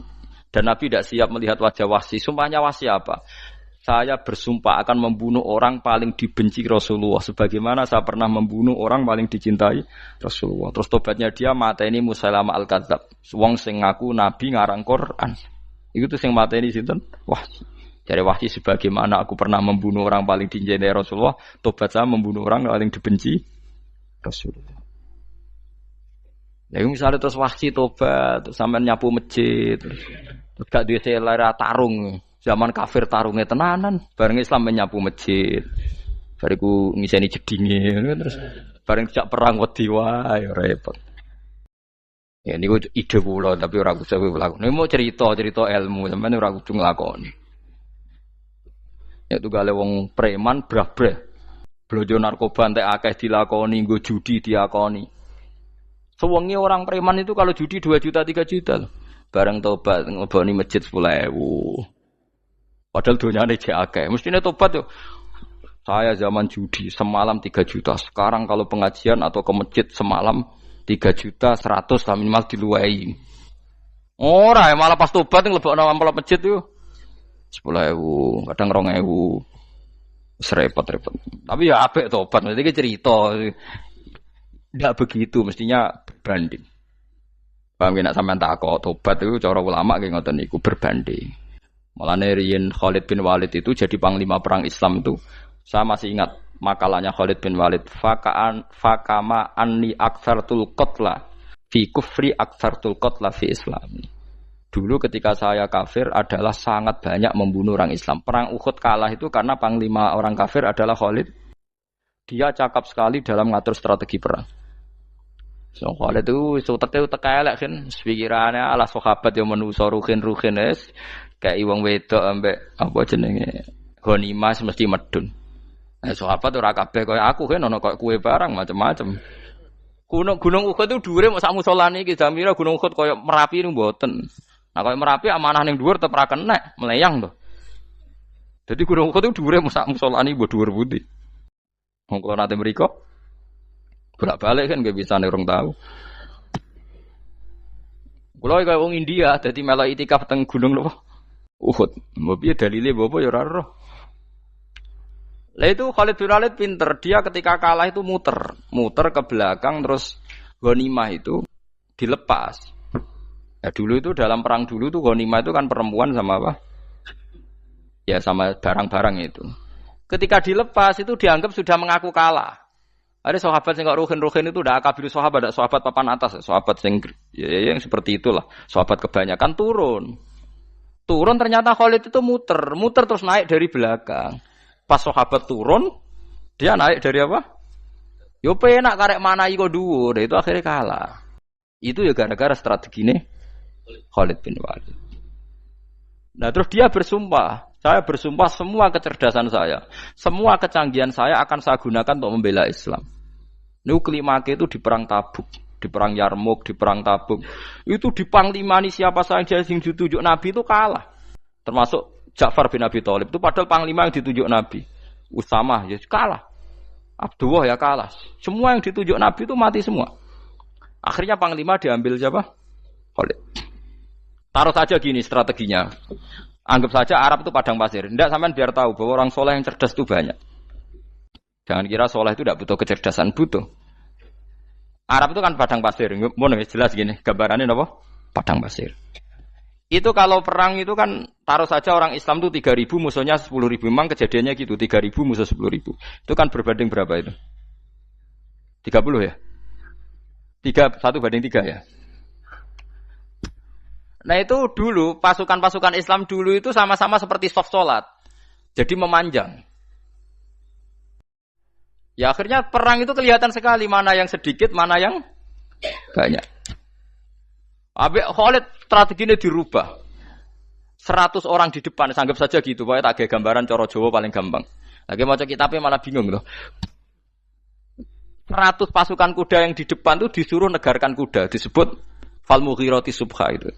Yang itu wal adiyati napa? Dobha fal mughirati subha itu. Jadi pokoknya anggap seperti itu. Fal muriyati apa? Qadha itu. Kuda yang 100 di depan disuruh menegarkan. Pokoknya kon gerak sehingga debu itu banyak bertebangan. Terus pasukan yang 3.000 itu disuruh memanjang sepanjang-panjangnya. Karena di depan ini ada tegaran kuda tadi, orang kafir yang di sana itu melihatnya ada bantuan datang baru. Wih, pasukan Islam teko wakeh, panjang lagi. Dikira jumlahnya itu sampai 50.000 lebih. Paham sih kalau maksudnya? Jika wong kafir melaju perkara ini tidak mungkin kita tandingi. Orang Islam dapat bantuan baru. Padahal ya wongnya podo. Mau bari setok dirubah. Nah misalnya sing mimpin Mustafa sembah jare mati ya sahid, mati kabeh wong Islam. Nah itu artinya dia masih ingat betul. Saya dulu pernah menggunakan kecerdasan yang sama untuk mengalahkan umat Islam. Saya bersumpah kecerdasan yang sama akan saya gunakan untuk memenangkan Islam. Coba bayangin nonton ning padang pasir 3.000 orang, yang 100 di depan negarno kuda supaya pandangan tidak begitu jelas. Terus yang belakangnya memanjang dari jauh kan kelihatan pasukan dapat bantuan baru. Padahal ya orangnya sama. Akhirnya orang kafir merasa wah nggak imbang. Kita ada imbang karena orang Islam dapat bantuan. Terus menang perang itu. Lah itu tobat bener gitu loh. Orang kok pas kafir cerdas, buareng Islam tobat nyapu masjid. Sebarigus ngaji ngantuk. Padahal zaman kafir cerdas, memperdayakan ekonomi nganti sugih bergeder. Bareng Islam terus dunia nentek melarat, terus nyapu masjid, sebariku sholat qobliyah ba'diyah mulai.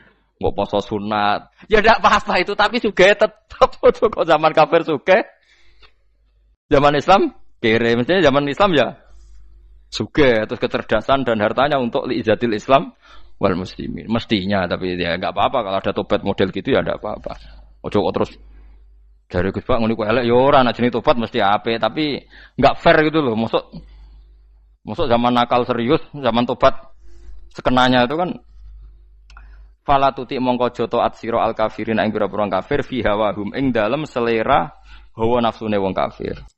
Wajahidhum lan merangi sira hum ing kufar. Merangi maksudnya berjuang bihi kelawan Quran. Maksudnya hujjah. Uang iku nak merangi wong kafir nganggo Quran, ndak mesti perang iku nganggo pedang. Niki jelas kita bire ge wajahidhum bihi ebil Quran. Maksudnya perang nganggo Quran itu kita melatih argumentasi atau hujjah yang dengan hujah itu jelas-jelas ketok bener agama napa Islam. Wajahid lan merangi sira hum ing kufar bi iklan Quran ayat Quran itu Quran jihad dan kelawan perang atau kelawan jihad kelawan berjuang kabiran kang gede. Wa wa ta'ala wa alladzi zat maraja ingkang lepas sapa Allah al-bahraini ing dua laut. Arsalat sing lepas sapa taala huma ing al-bahraini mutajawiraini hale berdampingan. Hadza utawi iki ku adbun iku banyu sing banget segere banget manise banget segere. Furatun tur enak diombe, sadidul udzubati tekse banget manise. Iki kono nak manane mudah diminum. Wa hadza utawi iki ku milkhun niku banyu asin, ujajun tur banget paite. Sadidul muluhah tegese banget paite. Tapi wasemono sungai sing gampang diminum. Misalnya sungai Komerapi sing napa gampang diminum maksudnya mboten pahit. Ketemu laut sing banget paite, meskipun banget asine apa hakikate gawe wajah alalan gawe sapa Allah taala bainahuma antarane banyu sing napa tawar lan banyu sing asin Allah gawe barzakhon ing pemisah haji tekse pemisah. Kita ndak tahu pemisah piye pokoke akeh sing cerita banyak di tengah laut itu air napa tawar. Layak tali itu ora campur apa hadu masalah sijine banyu asin lan banyu tawar bil akhir iklan sing liya mergo wonten apa hajis wonten apa hajis ana pembatas. Wa hijron lan tegese pembatas mahjuron kang iso nglindungi. Esitron tegese tutup. Mamnuan kang iso den cegah bi sebab anane sitru. Sebab anane pembatas apa ikhtilatuhuma apa campure banyu asin lan banyu tawar alami waladi. Orang bermalam-malam jagungan sama teman asik itu kan perlawanan terhadap nafsu kita, syahwat kita untuk mungkin nikmati dugem di bar atau di tempat-tempat maksiat. Itu setan di Indonesia tuh kaku hati sama Ki Jawa. Orang supaya tidak tertarik maksiat itu Ki Jawa cukup ketemu kancane masak terong guyon, gejol-gejolokan zaman mondok, suwengi lulus sangka maksiat. Bar wis tutup. Saya akan cerita sedikit tentang tradisi hujjah. Dulu lama itu kelihatannya sederhana, tapi kalau berargumentasi itu hebat. Tadi Gus Yofur menyebut kitab Mbah Hasyim itu mengharamkan kentong. Beliau masyhur itu punya kitab namanya Al-Jasus an Tahrimin Nakus. Intinya kentong itu haram. Secara dalil ini meyakinkan sekali karena ketika Rasulullah rembukan sama sahabat, kita dengan apa memaklumatkan orang kalau waktu sholat masuk. Ada sahabat yang usul pakai kentong. Dzakalin Nasoro itu Nasrani. Ya pakai buk itu semacam trompet besar. Dzakalil Yahud. Kemudian ada yang usul kalau gitu api ya Rasulullah dzakalil Majus. Sehingga dari hadis itu Mbah Hasyim berpikir kentong itu haram. Tapi Mbah Fakih Mas Kumambang itu mengkritik Mbah Hasyim dengan ngarang kitab Hazruus an Tahrimin Nakus. Jadi beliau komentari kitab itu sambil geleng-geleng kepala. Kitab kok keliru nganti ngono. Itu jadi cara pikirannya siapa Ki Fakih. Kentong di Indonesia itu kanggo wedhus dicolong gitu. Pos kampling gitu. Kalau ada banjiran ya kentong, ada maling ya kentong. Jadi enggak ada persamaan sama sekali dengan kentong yang milik orang apa? Nasrani. Sehingga di pondok saya itu ada kentong tapi jelek sekali. Karena itu satu-satunya cara supaya beda dengan kentong yang di gereja. Kalau elek kan mirip kentong di pos kampling. Itu ya agak-agak ilmiah sedikit. Dulu ceritanya Gus Yofur itu saya teruskan. Itu singkat cerita, itu kalau yang di kejadian di Termas itu Mbah Dimyati sudah nyuruh semua kentong disembunyikan karena mau ada Mbah Hasyim. Cerita itu mukarrar di Kiai Fakih sama di Kiai Dimyati Termas. Setelah kentong dikumpulkan semua, Mbah Hasyim datang, senang ngiranya Syekh Dimyati ini sependapat dengan beliau, yaitu sama-sama enggak ada kentong. Tapi setelah itu ada santri yang matur, Mbah Dim pun beres kentong pun kula delikno sedanten. Itu di depan Mbah Hasyim. Jadi GR-nya Mbah Hasyim bahwa Mbah Dim itu sependapat akhirnya hilang. Ternyata ini akal-akalan tuh gitu. Karena santrinya matur, Mbah Dim pun beres sedanten kentong beduk sudah disingkirkan. Itu di depan Mbah Hasyim. Saking lugunya santri, saking ikhlasnya agak ngerti mahalus syahid ini adalah Mbah Hasyim. Saya mau meneruskan cerita Gus Sofur. Ini cerita dulu. Dulu Mbah Mun ngaji di Lirboyo, tapi Kiai Makhrus ngaji sama Kiai Khalil Harun. Kiai Khalil Harun itu adik juga sekaligus muridnya Mbah Umar Harun. Mbah Umar Harun itu generasi kedua setelah Mbah Ghazali. Beliau menantunya Mbah Ghazali, tapi ya sudah ponaan. Sehingga tradisi ini penting karena saya berkali-kali bilang di mana-mana. Status orang tua dan mbah itu adalah terserah anak cucunya. Bukan terserah mbahnya, tapi terserah anak cucunya. Saya tidak akan bosan mengingatkan ini. Saya pernah di makamnya Nabi Yakub, itu ya dikemuli bendera Israel. Di makamnya Nabi Dawud. Nabi Ibrahim juga dekat sinagog. Sehingga Quran membela Nabi Ibrahim disebut maka anak Ibrahimu Yahudi wala Nasrani. Karena ketika beliau berposisi di Israel, kemudian penguasanya adalah Yahudi, bisa saja makam ini ditulisi dan distatuskan ala Yahudi. Ya seperti Nabi Yakub. Nabi Yakub itu nabi yang kita yakin tentu berkeyakinan beliau orang baik, orang muslim, orang mukmin, tapi karena di desain mereka ya dikemuli bendera Israel. Dan disebut Abul Yahud. Karena kita tahu nama lain dari anaknya Nabi Yakub adalah Yahuda bin Yakub bin Ishak bin Ibrahim. Sehingga perasaannya orang Yahudi menjadi Yahudi itu yang ngikuti mbah-mbahnya. Nah khawatir saya ketika buyut-buyut kita kaya. Buyut saya itu orang kaya dulu, namanya Badur Rahman. Itu kaya sekali, tanahnya banyak. Dulu cerita Mbah Hashim ya kaya sekali. Mbah Maksum juga kaya. Mbah Abdul Aziz juga kaya. Karena dulu itu inginnya kiai itu yo ketok sugih lah, gak ngel-ngelo santri. Tapi nanti kalau cucu-cucunya sudah ndak alim, itu ndak dianggap punya tanah itu karena untuk fasilitas santri. Aku tak kedonyan, mbah-mbahku ya kedonyan. Buktinya tanah yombo. Karena dia akan menafsiri sesuai cara berpikir. Makanya sanad keilmuan yang diceritakan Gus Sofir itu harus diulang-ulang. Kalau nggak diulang-ulang, maka kita akan berpikir sendiri untuk menafsirkan Masyayikhon al-Kiram atau Ajdadan al-Kiram. Nah, ini yang bahaya, yang sering Quran mengingatkan. Jadi ada status yang disematkan oleh anak cucu kayak orang Yahuda tadi, Yahuda bin Yakub bin Ishak bin Ibrahim itu menstatuskan mbah-mbahnya yang bernama Ibrahim itu Yahudi. Sampai Quran sendiri yang bela maka anak Ibrahimu Yahudi wala Nasrani. Karena secara geografis sekarang Ibrahim di Israel dan otoritas itu juga milik mereka sehingga mereka bisa masang-masang atribut yang menunjukkan kalau itu Yahudi. Beberapa al-alim al-alamah yang minnah itu sudah wafat dan kadang-kadang dzurriahnya itu tidak kita. Kalau sekarang orang bahasakan kubu sebelah. Akhirnya ya nggak boleh dikholi, nggak boleh diziarah. Terus seakan-akan yaqtaduna bi ra'yi, seakan-akan mereka berpendapat dengan pendapat syekh ini padahal enggak.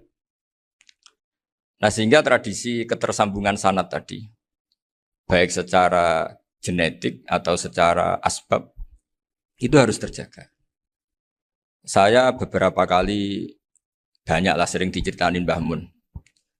Dulu Mbah Munawir ini cerita ya, Mbah Munawir itu saking senenge kitab, ben santri ini so ngaji kitab. Itu kalau ada alumni Lirboyo, alim disuruh baca muin di sini itu Mbah Munawir ikut.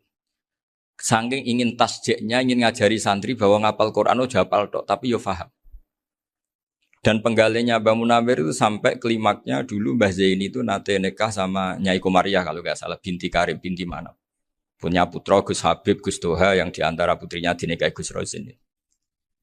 Terus akhirnya kesampaian juga ketika Mbah Munawir punya mantu alim alama namanya Mbah Ali Maksum, angsal Nyai Hasyimah.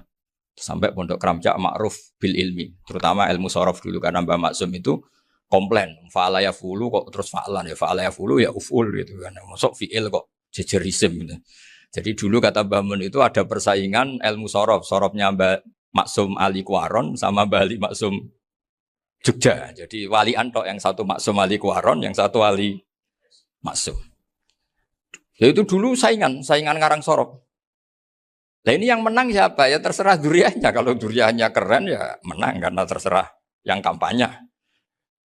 Saya bayangkan adekan Mbah Zubair tidak punya anak sealim Mbah Mun. Mungkin kalau Mbah Zubair juga tidak sewow kalau punya putra Mbah Mun. Karena saya berkali-kali bilang kalau dalam syariat Arab itu kama takarroma, kadang dilafatkan kama tasyarrafa bi Muhammadin adnanu. Orang berpikir Adnan itu siapa? Itu karena ada Nabi Muhammad SAW. Orang mencari-cari. Mbah Mun itu mencari Mbah Zubair karena ada Mbah Mun. Orang mencari Mbah Dahlan karena ada Mbah Zubair. Wong kok alime ngono iku bapake sapa? Wong kok alime ngono iku putune sapa? Tapi kalau kita ini sudah ndak alim, ini orang sudah nggak tertarik nyari-nyari leluhurnya karena dianggap selesai. Jadi yang dengan tanda kutip yang menghabisi mbah-mbahnya itu ya mesti cucunya. Ini mau ngamuk, mau peringatan, tapi ini juga peringatan pada diri saya sendiri. Jadi sehingga zuriyah ini penting. Kenapa para nabi mesti donga zuriyatan thayyibah? Kenapa selalu berpikir tentang zuriyah? Wa ja'alaha kalimatam baqiyatan fi aqibi. Karena zuriyah ini yang nanti bisa menstatuskan leluhurnya. Seperti tadi cerita Mas Maftuh ini tak puji betul, saya hari ini tidak ingin gojlok. Supaya kewalian saya tidak tergerus oleh kedoliman. Saya pernah diceritain Gus Zofur, juga sering baca buku tentang Mbah Maksum. Dulu Mbah Maksum kalau wasiat kembali ya gitu. Kamu harus NU dan harus mempertahankan NU. Tapi tidak dengan cara membenci Muhammadiyah. Dulu Mbah Mun juga sering cerita. Dulu Mbah Hashim itu ngaji Syekh Mahfud. Nah, Mbah Ahmad Dahlan dulu namanya Darwis sering ngaji sama Syekh Khotib Minangkabau. Zaman itu Syekh Khotib sudah modern, sudah ikut gerakan Abdu, gerakan Almanar. Sehingga bawaannya Mbah Ahmad Dahlan ini agak agresif. Yang Mbah Hashim karena hanya mulazim di Syekh Mahfud, hanya sesekali ngaji Syekh Khotib, beliau lebih seperti itu. Dan dua beliau ini sama-sama pernah ngaji Mbah Soleh Darat di Semarang. Mbah Hashim sama Mbah Ahmad Dahlan yang dulu namanya Darwis. Jadi ini masih min minuskatin wahidah mimam bain wahid. Sehingga kita tidak kaget ketika Mbah Ali Maksum mengomentari Muhammadiyah itu masih ahli sunnah wal jamaah. Makanya nanti terakhir saya baca kitabnya Mbah Ali dan sering saya pelajari. Andai kan kita ini sepakat dengan ilmu, ya kita tahulah. Kalau Abu Hanifah itu tidak kunut, Imam Syafi'i kunut, berarti kunut itu madzhabnya Abu Hanifah, bukan madzhabnya Mbah Ahmad Dahlan. Apa tidak kunut itu madzhabnya Abu Hanifah, bukan madzhabnya Mbah Ahmad Dahlan. Kita kunut itu madzhabnya Imam Syafi'i, bukan madzhabnya Mbah Hashim. Ini semuanya masih dalam bingkai ilmu. Adzan qabla subhi juga riwayatnya jelas. Tidak adzan ya sudah perilaku kita sudah jelas. Dulu Mbah Mun sering didik kita gitu. Saya sering dengar cerita kalau dulu Pak Arif Fakhruddin begitu hormat sama Mbah Ali, apalagi zuriyahnya Mbah Azhar Basir, karena beliau dulu do ngaji di Termas. Dulu itu enggak ada masalah karena semuanya dianalisis pakai ilmu. Tapi sekarang pakai identitas, yang kunut itu NU, yang enggak kunut Muhammadiyah. Berarti Abu Hanifah itu Muhammadiyah, Imam Syafi'i itu NU. Berarti Imam Syafi'i itu ya anak buahnya Ki Miftahul Ahyar kira-kira gitu. Karena anak buahnya Pak Said Akil. Kan terus jadi repot. Dulu kita ini pengagum ilmu, bukan pengagum perbedaan. Sehingga di sini yang saya kagum dari sekian ceritanya Mbah Ali Maksum, supaya kitab ini to the point, supaya nggak lama-lama karena waktunya juga. Nanti kalau kemalaman ini kena semprit ini sudah. Ini diantara yang diceritakan Bali itu unik. Imam Syafi'i itu sering tawassul, sering wasilah sama siapa itu? Abu Hanifah. Ini sudah tak petakan, saya baca yang sensitif-sensitif lah. So, yang ini ya. Ziyar al-Babus Samin, terus sebentar ini yang bab tawassul.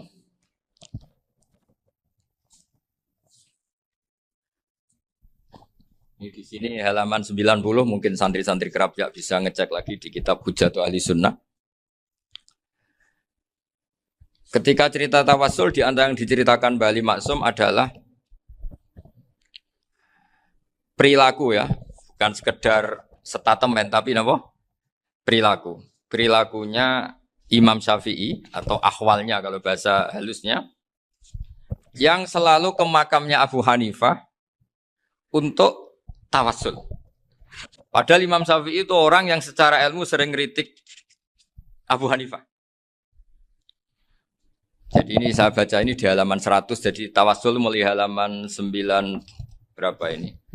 Sampai halaman ini yang qala sami'tu Syafi'iyya yaqul inni la atabarraku bi Abi Hanifah wa aji'u ila qabri fi kulli yaumin zairan.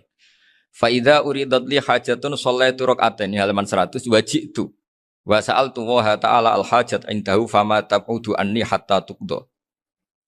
Kanal Imam Syafi'i ayyama huwa bi Baghdad yatawassalu bil Imam Abi Hanifah yaji'u ila dorihi fayusallimu alaih wa yatawassalu ila Allah bihi fi qada'i hajati. Terus wa yatawassalu Imam Ahmad bi Imam Syafi'i. Jadi di antara yang diceritakan Mbah Ali Maksum itu betapa Imam Syafi'i yang terkenal sering mengkritik Abu Hanifah dalam tatanan fikih karena beliau tidak percaya ada istihsan. Abu Hanifah berpendapat adanya istihsan dan kita tahu lah ikhtilafu Syafi'i wa Abu Hanifah itu besar sekali. Tapi beliau itu tahu Abu Hanifah itu orang yang sangat soleh. Abu Hanifah itu kalau ketemu sama orang yang utang beliau itu yang lari bukan yang utang Abu Hanifah. Karena takut orangnya itu izin. Jadi kalau ketemu yang utang di jalan itu yang sembunyi itu Abu Hanifah. Kenapa engkau sembunyi? Ada yang utang saya lewat, nanti orangnya malu.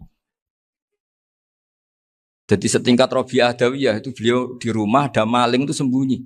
Ditanya kenapa engkau sembunyi? Malu, gak ada yang dimaling. Malu sama malingnya karena serumah itu gak ada barang yang layak dicolong itu. Itu Robi'ah sabda sembunyi. Itu yang bisa niru itu Abu Hanifah. Jadi wali-wali besar ini ternyata saling menghormati dan saling tawassul. Nah saya berharap tawassul ini bukan sekedar perilaku sosial, tapi memang ada sanadnya. Sehingga terus diceritakan Bali di sini dulu istaqa Umar bil Abbas. Kata siapa tawassul harus dengan Rasulullah SAW? Dulu istaqa Umar bil Abbas. Sayyidina Umar itu tawassul istisqa dengan Sayyid Abbas, padahal kita tahu Said Abbas ini tidak nabi. Terus beliau cerita sampai Imam Syafi'i tawassul sama Abi Hanifah. Sehingga gak ada perdebatan itu kan Umar. Kalau Umar kan ada jaminan boleh diikuti karena beliau sahabat. Bali cerita tentang Imam Syafi'i yang tawassul dengan Abu Hanifah. Seargumentatif itu. Sehingga ada cerita dalam sebuah tafsir. Ya saya ulang lagi, ada cerita di sebuah tafsir. Kenapa Nabi Musa ditanya Allah wa matilka biyaminika ya Musa? Ma'ana wa ta'ala a'lam. Tentu Allah sangat tahu yang dibawa Musa itu apa.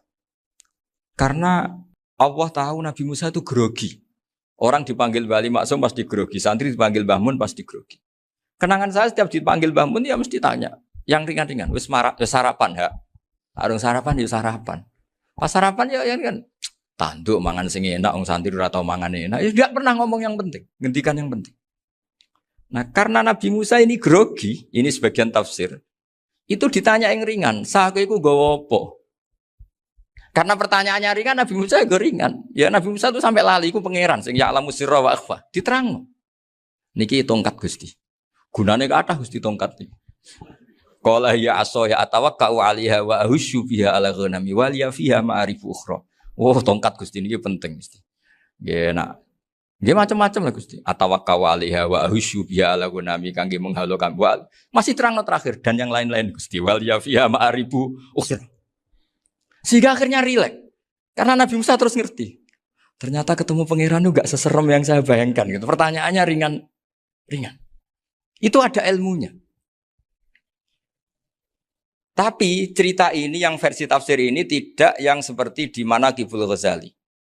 Di beberapa kitab tentang Manaqibul Ghazali diceritakan di alam roh Nabi Muhammad SAW itu yubahi bi ummati. Saking yubahinya sampai ngendikan ulama ummati ke Anbiya'i Bani Israel. Ulama umatku itu pinternya atau statusnya itu mirip-mirip lah. Kaf itu ya mirip-mirip lah. Mirip-mirip kayak ulamanya nabinya Bani Israel. Akhirnya Nabi Musa itu tersinggung sekali. Bagaimana mungkin ulama disamakan dengan apa? Nabi. Sehebat-hebatnya ulama itu kan tidak akan yabluhu darajatan nubuwah atau yartaqi ila darajatin nubuwah.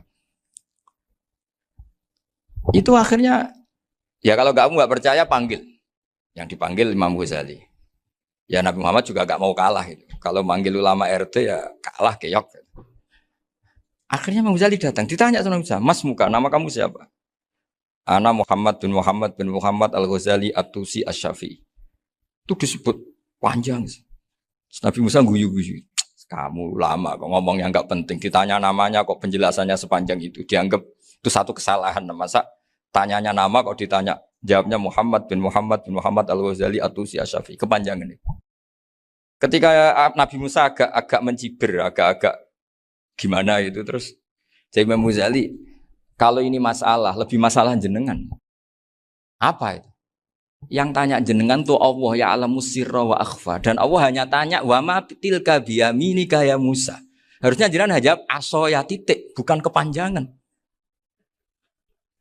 Atawakkau 'alaiha wa syubha itu kepanjangan. Allah tanya yang di bawah kamu itu apa? Yang di tangan kamu. Harusnya jawabnya hanya aso ya. Tapi kenapa penjelasannya sepanjang itu? Sampai terakhir waliya fiha ma'aribu ukhra. Terus pinter tenan kayak gitu. Terus ada Nabi Muhammad, Nabi Musa terus bilang, ya pinter tenan gitu. Padahal kita tidak pernah GR seperti itu kan, kebetulan Imam Ghazali gitu. Kalau yang lain mungkin ya keok lah kira-kira gitu. Tapi ini cerita dalam khazanah keilmuan. Benar yang dikatakan Gus Zofur. Saya termasuk orang yang pernah mondok Lirboyo Pasanan. Jadi setelah saya disuruh nemani Gus Kamil, tahun berikutnya Gus jenengan disuruh. Pokoknya anakku bosak ulan lah kudu tahu mondok Lirboyo. Biar aku tahu ngaji Wakarim. Terus yang disuruh mbaturi Gus Kamil itu saya. Jadi saya pernah 1 bulan tuh di Lirboyo. Karena saya ini santri beling ya, kontraknya pokoknya penting ziarah Bakarim. Biasanya nggak pernah ngaji, ya. Pokoknya ngerbar ngisa. Ziarah ya sudah. Ngaji subuh ingat saya sama Gus Imam. Itu dari 17 hari ingat saya ngaji 2 kali. Tapi kalau ziarah ke Bakarim sudah lupa jumlahnya karena memang kontraknya disuruh ziarah. Sampai seperti itu. Dan saking senengnya bangun sama Bakarim saya masih ingat. Ngamplopi salam template itu masih ingat untuk Gus Anwar, untuk Gus Imam, untuk Gus Kafabi, termasuk untuk Gus Maksum.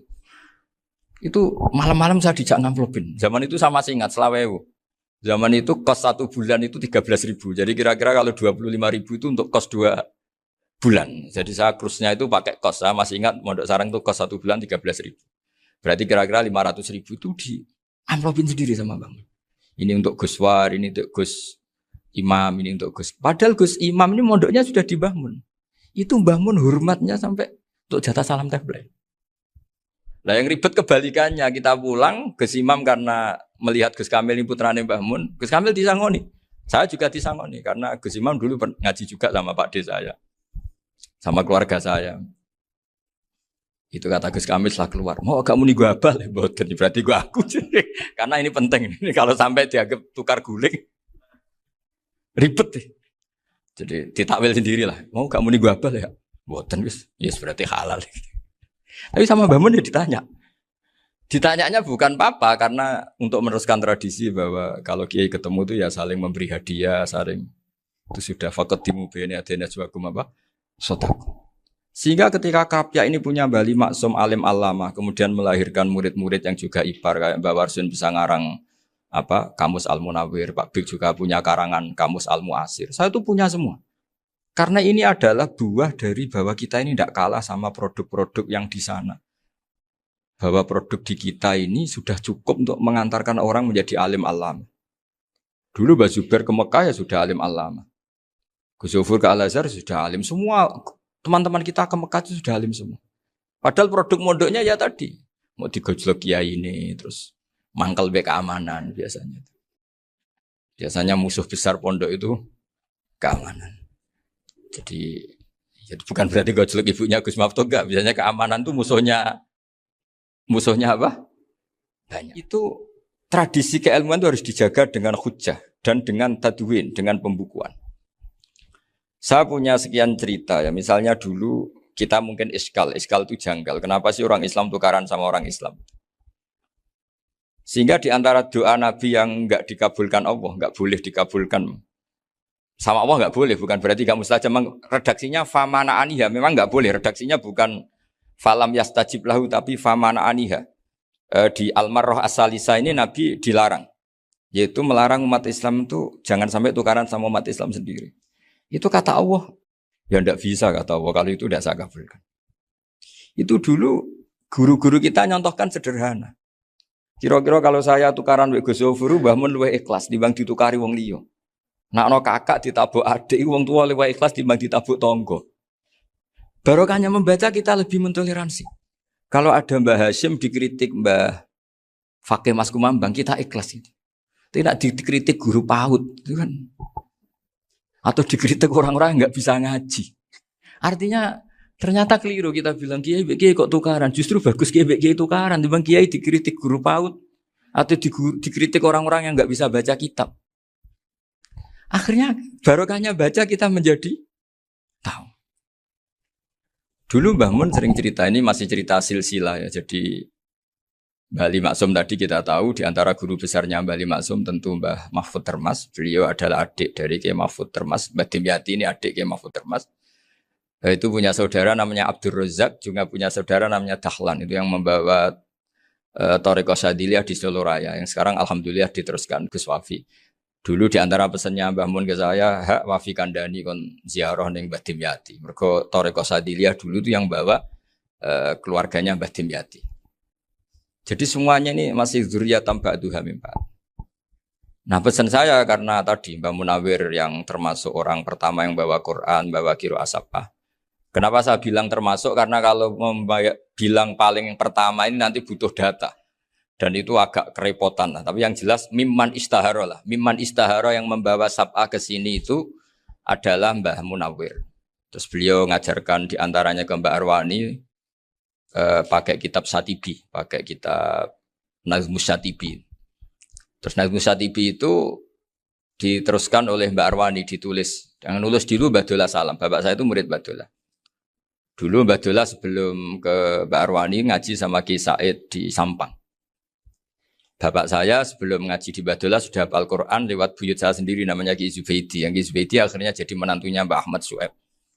Jadi buyut saya kandung ini namanya Sofia, itu angsal keluarga Lasem yang adiknya.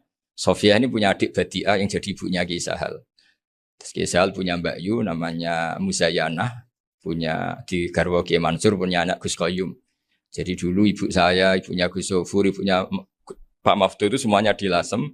Karena saya dari keluarga Gen ya Lasem, dari keluarga Sanad Guru ya Lasem. Tapi Lasem Bahdawi itu dulu ngajinya di Mbah Umar Harun di Sarang. Mbah Umar Harun ini menangi Sayyid Ahmad Zaini Dahlan. Sayyid Zaini Ahmad Zaini Dahlan ini punya cucu keempat yang hidup di Sedan. Terus makamnya di Lasem. Namanya Habib Haidar. Itu yang nulis biografinya Mbah Maksum. Mbah Maksum bukan Bali. Biografinya Mbah Maksum. Itu ditulis oleh Habib Haidar. Namanya Haidar bin Hasan bin Sodaqoh bin Ahmad Zaini Dahlan. Nah, Habib Haidar ini menantunya Sayyid Hamzah Sato. Hamzah Sato itu Hamzah bin Abdullah bin Umar. Itu kakaknya Sayyid Abi Bakar Sato, Sohibul I'anah. Nah Sayyid Umar ini yang dulu ngajari mbahnya Mbah Mun namanya Ahmad bin Syuaib. Nah, di antara ajarannya adalah baca kitab-kitab kecil yang bisa dihafal. Dibawalah ke sarang jadi metode muhafadzah. Tapi kemudian lama-lama oleh pondok itu jadi syarat kenaikan kelas. Dulu gak ada muhafadzah untuk kenaikan kelas ya, supaya orang alim itu harus hafal. Lama-lama dipakai syarat untuk muhafadzah. Jadi semua ini sanad harus kita ingat supaya kita bisa menjaga tradisi. Termasuk tradisi ini kiai seneng jagungan, terus ngomong ra penting. Itu juga sanad. Setahu saya Mbah Mun itu kalau ketemu bapak ya guyon terus. Saya punya kenangan tuh yang dulu agak iskal tuh begini. Ada isu lah, entah isu entah hoax entah apa, ada kaji itu agak beling itu, pokoknya beling lah. Seneng siapa itu, rondo lah apa. Pokoknya beling gitu. Ketika Mbah Mun dilaporin tamu, kalau kaji itu beling sama rondo itu. Mbah Mun tanyanya lucu. Lu ayu no cung. Wahyu banget Mbah. Wahyu. Itu bapak juga bakas ayu nih. Dulu saya sekali ini kiai kok bakas wong ayu, bakas budine barang lah kira-kira gitu. Tapi setelah saya tambah alim, tambah ngerti itu, kata bapak gini, ya apik bakas ayu hak timbang iya no malah qadzaf. Ternyata seni. Sekali Mbah Mun atau bapak bilang, waji kok zino kaji, maka larinya ke qadzaf. Maka menghindari bahasa menuduh, ngomong yang enggak penting. Loh ayu no. Jadi kiai dulu tuh orang sok suci tapi menghindari hal-hal yang jadi punya seni untuk ngelola kehidupan. Orang bermalam-malam jagungan sama teman asik itu kan perlawanan terhadap nafsu kita, syahwat kita untuk mungkin nikmati dugem di bar atau di tempat-tempat maksiat. Itu setan di Indonesia tuh kakuati sama Ki Jawa. Orang supaya tidak tertarik maksiat itu Ki Jawa cukup ketemu kancane masak terong guyon, gejol-gejolokan zaman mondok, suwengi lulus sangka maksiat. Bar wis tutup. Perlawanannya sederhana, nggak pakai tahajud, nggak pakai wiridan. Karena kiai Jawa juga koyoknya rapati potongan ahli ibadah gitu. Itu jagungan. Gitu. Jadi setahu saya itu pernah lihat Bali itu sekali ketika beliau ngisi ceramah di Mbah Hamid Bedowi. Saya masih kecil diajak bapak. Dulu kalau bapak ngelihat Bali sama Mbah Hamid itu mesti nangis. Karena dua orang alim bertemu. Yang akhirnya ya bisanan itu. Mbah Hamid punya anak Gus Nasih, di sini ada Mbah Nafisa, terus jadi Mbak Salih Hindun itu. Jadi dulu tuh ya guyon terus ketika ketemu. Itu yang sering bodoni Mbah Hamid itu ya Ki Bisri. Ki Bisri itu kalau datang ke Ki Hamid Pasuruan, nak wali tenan aku teko ditata nomangan. Jadi ukurannya ya. Ternyata sampai sana di keimangan tenan. Masih belum mengakui, kan nak wali tenan aku itu kiai rung di mobil, dongakno aku di mobil. Sudah kalah satu seri itu masih gak terima. Lalu itu Mbah Hamid akhirnya berdoa, ayo monggo, mungkin Ki Bisri gak ada mobil. Itu setelah didoain masih tanya, mereknya apa merek? Itu Mbah Hamid jawab, yo paling Holden itu. Nah, paling Holden. Itu nyari mobil itu ya adalah dapatnya Holden. Suatu saat Mbah Bisri diundang Mbah Hamid gak dikasih Bisaro. Karena utangnya sudah banyak Mbah Hamid. Mbah Bisri ini utang tadi, utang doa tadi. Itu ya gak dikasih Bisaro. Ya gak mau kesang apa-apa kelambimu kayak aku. Didol sama muhibbinya Mbah Hamid. Itu harganya melebihi jatah Bisaro. Ketemu Mbah Hamid. Kang, susu Kang, mergo. Jadi dulu itu rileks, makanya ini yang diceritakan ke Zofur. Sebetulnya kalau kiai-kiai itu bersanat itu ya rileks, hidupnya itu rileks. Karena rileks ini perlawanan terhadap kemungkaran. Saya dulu musyawarah sering sama Gus Zofur usul fikih. Itu jelas di antara yang ditulis Lubil Usul itu. Ya kita tahu tadi misalnya sanad usul fikih, Mbah Ber itu sangat al-usuli, Kiai Zubair Dahlan, abahnya Mbah Mun. Punya murid di antaranya Kiai Sahal. Kiai Sahal punya karangan Thariqatul Husul, fi syarhi Lubil Usul. Itu Thariqatul Husul itu beliau ngendikan dalam mukaddimah bahwa saya bisa mensarai ini berdasar ngaji maknani sama Mbah Zubair. Terus beliau mengutip sarah itu dari kitab Nailul Ma'mul. Beliau ngendikan binus khotin khotiyah ghairi matbu'ah. Dan itu ditemukan di Kiai Mansur di Lasem. Karena Kiai Mansur iparnya Mbah Sahal. Mansur bin Khalil itu diantara katibnya Syekh Mahfud. Jadi semuanya ini sambung. Mbah Ber, saking ahli usul fikihnya, kalau ngajar usul fikih itu kalau guyon, takriran saya ini lebih memahamkan ketimbang sarah. Ya sudah, terus Mbah Zubair, Kiai Fakih, terus Syekh Mahfud. Di sini Syekh Mahfud termasuk orang yang dekat Mbah Munawir sampai putrane Mbah Mahfud, namanya Gus Muhammad, dibawa Mbah Munawir, kemudian mondok di Termas diantaranya, terus dinikah jadi menantunya, kalau nggak salah Haji Taslim di Betengan, kemudian sekarang juriannya Mbah Mahfud di Betengan. Ini nggak boleh hilang secara seperti itu. Diantara di usul fikih diterangkan, ketika diantara 5 hukum itu ada yang bernama mubah. Mubah itu boleh dilakukan, boleh ditinggalkan, dan kalau dilakukan ya tidak berpahala, tidak disiksa. Itu ada ulama yang protes. Protes nggak bisa seperti itu. Ithma min mubahin ila wa tahaqqaqu bihi tarku haramimma. Fa'il zamu minas sukun tarkul qatli wa minas sukut tarkul qadaf. Tidak bisa, mubah itu tidak ada. Kalau kiai jagungan semalaman, itu Allah ngitungnya itu hada taroka dugem, wahada taroka delok dangdut, wahada taroka kada wakada. Oh, itu luar biasa. Dan kita ngikuti yang seperti itu saja. Gak usah tahajud, gak usah witir telulas, kaya ora kuat timbang gremeng. Sewengi jagungan, setan ngenteni kita tergoda maksiat, ternyata maksiatnya sampai tutup, kiainya masih apa? Jagungan. Jadi jagungan saja ada ilmunya bahwa itu perlawanan terhadap tarkul ma'asi. Sehingga bagaimana Anda katakan mubah ini mubah, toh gunanya adalah tarkul haram. Meskipun efek mubah juga bisa tarkul wajib, wae bojo blonjo turu. Karena wae ngrumat ibuke turu. Itu halal wajib. Jadi mubah itu resikonya ya bisa tarkul wajib, bisa tarkul haram.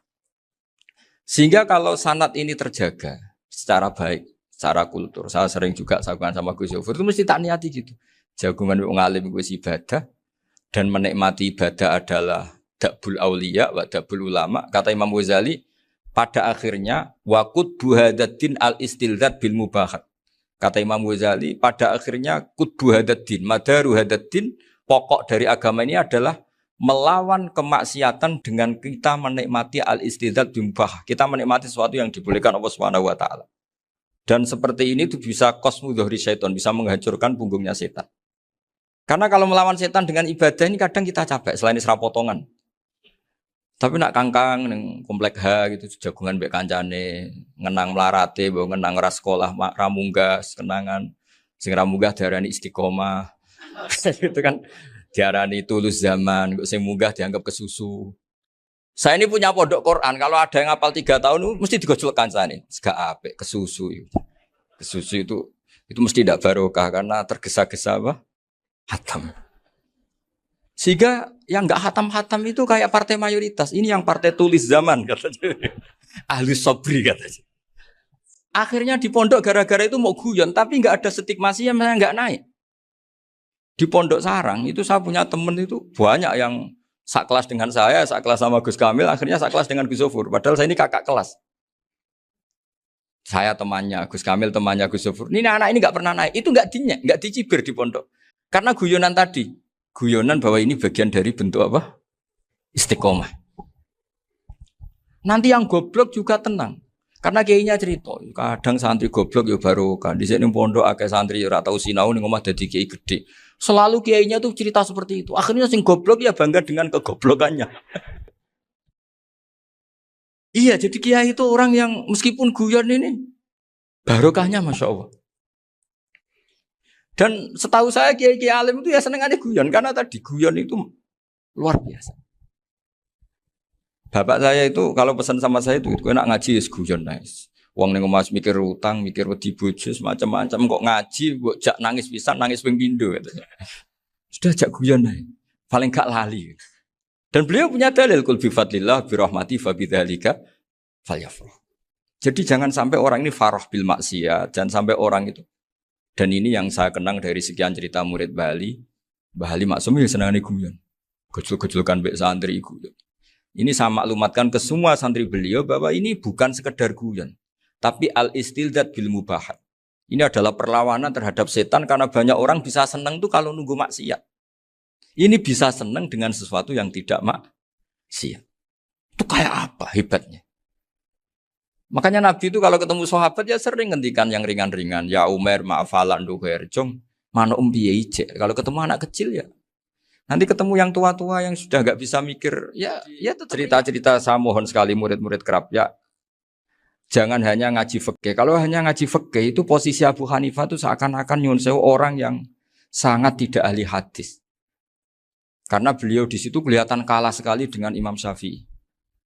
Apalagi di perdebatannya Muhammad bin Hasan Asy-Syaibani dengan Imam Syafi'i itu kelihatan sekali betapa Abu Hanifah itu orang yang nyuwun sewu ditinggalkan dalam ilmu hadis. Sampai beliau hanya dapat gelar min ulama ahli ra'yi, termasuk ulama yang kuat logikanya. Juga harus baca kitab-kitab seperti ini. Ternyata di balik Imam Syafi'i mukhalif pada beliau di bab-bab fikih, perilakunya sangat hormat. Sampai beliau tuh kalau tawassul ke kuburannya Abu Hanifah. Dan beliau ngendikan an-nasu fil fiqhi iyalun ala Abu Hanifah. Semua orang yang ahli fikih itu masih anak buahnya Abu Hanifah. Saya berkali-kali cerita, mazhab Syafi'i itu alatut tadhir hanya 2, yaitu alma wa turab. Abu Hanifah nambahi wanar.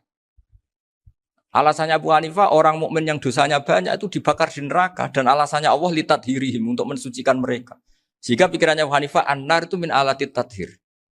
Apa yang terjadi ketika bata itu batu bata yang dibakar di situ campur teledong campur apa-apa itu kalau sudah mazhab Abu Hanifah selesai sudah suci karena sudah ngelewatin pembakaran. Meskipun kita tidak akan kalau kehilangan air terus wudu dengan api bisa bunyak semua itu. Tapi apapun itu menjadi solusi. Sehingga saya punya kitab namanya Ikhtilafu Malik Ikhtilafu Malik wa Abu Hanifah atau Ikhtilafu Syafi'i ma Abu Hanifah. Itu kelihatan sekali kalau Abu Hanifah itu nyuruh posisinya kalah. Karena yang ngarang orang-orang Syafi'i. Tapi kalau melihat kitab-kitab kewalian, misalnya di kitab Mizan Kubro ini juga sering disebut kisah itu Mbah Ali Maksum tentang Imam Sa'roni. Berkali-kali beliau mengutip Mizan Kubro. Itu Abu Hanifah adalah orang yang sangat mukasyafah. Artinya ketika Nabi cerita air wudhu itu menjatuhkan dosa, tidak ada air wudhu yang jatuh ke kamu kecuali saat itu juga dosa kamu jatuh. Itu beliau datang ke Madharota Kufah. Kemudian beliau bilang sama si orang tua tadi, tub anizina. Orangnya terus bilang atubu minazina. Ada lagi pemuda datang dibilangin tub an ukuki walideka. Terus bilang tub tu an ukuki walidaya. Sampai yang terakhir ada tub an simai alatilahwi atau an samai alatilahwi. Terus tub tu an samai. Ketika orang itu ditanya, kenapa engkau begitu tahu dosanya apa? Saya tahu air wudhu ini menjatuhkan apa.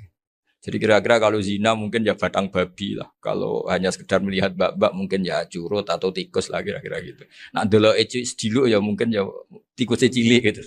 Nah dulu suwi ya tikus werok itu atau apalah. Pokoknya beliau itu tahu. Tapi anehnya Abu Hanifah apa? Setelah itu dia nangis minta mukasafahnya ditutup. Ya Allah saya ini mukasafah kok malah menjadi tahu sawatil mukmin. Padahal aturan syariat jenengan man satara musliman satarahu bahwa enggak baik melihat jeleknya orang mukmin. Minta ditutup. Makanya saya ini bangga ada mukasafah. Makom yang kita sampai sekarang tuh makom setelah Abu Hanifah mukasafah. Jadi Abu Hanifah repot-repot mukasafah, minta makomnya ditutup tidak menjadi mukasafah. Dan alhamdulillah kita sudah tidak mukasafah sebelum minta ditutup. Jadi kita ini keren. Keren karena aturannya itu man satara musliman satara huwa, yang tidak tahu aibnya orang muslim maka Allah akan nutupi aibnya di akhirat. Dan kita alhamdulillah barokahnya tidak mukasafah, tidak ngerti aibnya orang mukmin. Jadi kita harus pakai patokan ilmu. Saya ulang lagi, kita harus pakai patokan. Makanya saya tahu betul ketika Kiai Hamid Pasuruan, beliau dulu ngaji Jamul Jame, ngaji Juman, Bali Maksum di sana sama Gus Habib, sama Gus Muhammad bin Mahfud. Termasuk mbah saya kandung dulu Kiai Sidik, mbah saya yang dari itu juga ngaji di Termas. Bapak saya dulu Kiai Nur Salim ngaji di Buyut Baiti. Dulu itu kawin juga sederhana, kak cerita Gus Zofur. Jadi bapak saya kandung itu Kiai Nur Salim itu ngaji di Mbah Baiti. Mbah Baiti itu adik kandungnya buyutnya saya dari ibu. Nah Mbah Baiti itu teman akrabnya mbah saya namanya Kiai Nur Sam, Mbah Nur Sam. Singkat cerita terus Nur Kiai Jorabin Arabekno itu. Setelah bapak saya ke Badullah mau ditawarin jadi mantu, kata bapak saya kula pun dipek mantu Mbah Baiti. Akhirnya dapat ibu saya itu. Karena ibu saya itu cucu Mbah Baiti, cucu lambung. Jadi mbahnya ibu saya itu Mbak Yunya Mbah Baiti. Namanya Mbak Sofia tadi yang dapat Mbak Idris itu. Yang Mbak Idris ini bin Umar. Ya Mbak Umar yang mbahnya Mbak Hamid. Hamid bin Abdul bin Umar. Kalau bahasa itu Fatimah binti Idris bin Umar. Dulu kecilnya Mbak Idris namanya Abdul Khalik. Kalau kecilnya Mbak Hamid namanya Abdul Mukti. Kalau kecilnya Mbah Maksum namanya Muhammadun kalau nggak salah. Dulu itu orang dulu itu namanya dua-dua karena diganti ketika musim apa? Haji. Jadi ini terjaga. Sehingga tidak ada ceritanya kiai-kiai yang jagongan kemudian santrinya itu yang agak-agak khawatir. Kiai kok sungi-sungi jagongan, gak tahajud, gak duha, itu tidak ada. Karena ini dianggap fi'lul mubahat untuk melawan mungkarat. Jadi sehingga di kitab Ihya diterangkan, kamu jangan ngira orang-orang soleh ketika jagungan itu min ahlil bitolah wa takasul. Itu orang-orang yang pemalas itu enggak. Tapi mereka bisa mengasiki Allah. Bahwa dalam jagungan ketemu teman ya asik, gejul-gejulkan sama Pak Maftuh ya asik. Dan keasikan ini bentuk perlawanan terhadap keasikan harus dengan maksiat. Itu kayak apa kalau kita ngaji sampai seperti itu. Termasuk tadi yang diceritakan Pak Maftuh kitab Hunyah. Semoga beliau cerita juga pernah belajar. Saya pernah belajar kitab Hunyah khatam. Itu diantara yang diceritakan Syekh Abdul Qadir Al-Jilani tadi kata beliau Al-Jilani dipakai Jim Al-Jilani. Ini agak beda dengan kita. Mbah Zubair itu punya kitab namanya Al-Qalaid Al-Uluyah. Beliau menfatwakan nama-nama ajam itu kamu bebas. Ajamiyun fasna bihi masyita. Sehingga kita kalau punya kiai harus mau qolal ustukhri. Sehingga mau qolal istukhri. Tirmidzi juga nasibnya sama. Qolat rawahut Tirmidziyu. Sing sitok rawahut Turmudziyu. Yang satu rawahut Tarmidziyu. Ya karena kita keluarganya Tarmidzi apa enggak gitu. Makanya kata Mbah Mun sama masih ingat. Kata cerita Gus Zofur tadi, adabnya Gus Zofur itu cerita tentang keluarga ibunya. Padahal keluarga ibunya juga orang-orang soleh yang luar biasa. Itu kata Mbah Mun, kowe roh jenenge Imam Bukhari tahu ya. Jenenge sapa? Saya nyebut Muhammad bin Ismail bin Ibrahim bin Mughirah bin Bardasbah. Lah iya bardasbah mbok waca bardisbah yo. Lah cara kene mbok parmin mbok parlan. Jadi bardisbah mbok bardasbah iku cara kene yo parmin mbok. Iku rak Mbah Fadl Senori dadi kabeh diwaca Arab. Jenenge Mbah Umar Harun. Dhisik yo wong sarang Mbah Harun mbok kira nang yo ora roh wong dhisik yo wong kuno ya. Jadi kalau versi Mbah Fadl termasuk yang pertama bikin nasab Mbah Maksum itu tulisannya Mbah Fadl yang dikutip Habib Haidar tadi. Terima kasih kami ucapkan untuk semuanya yang sudah menyimak video ini. Semoga bermanfaat dan jangan lupa subscribe channel ini agar senantiasa memberikan kemanfaatan.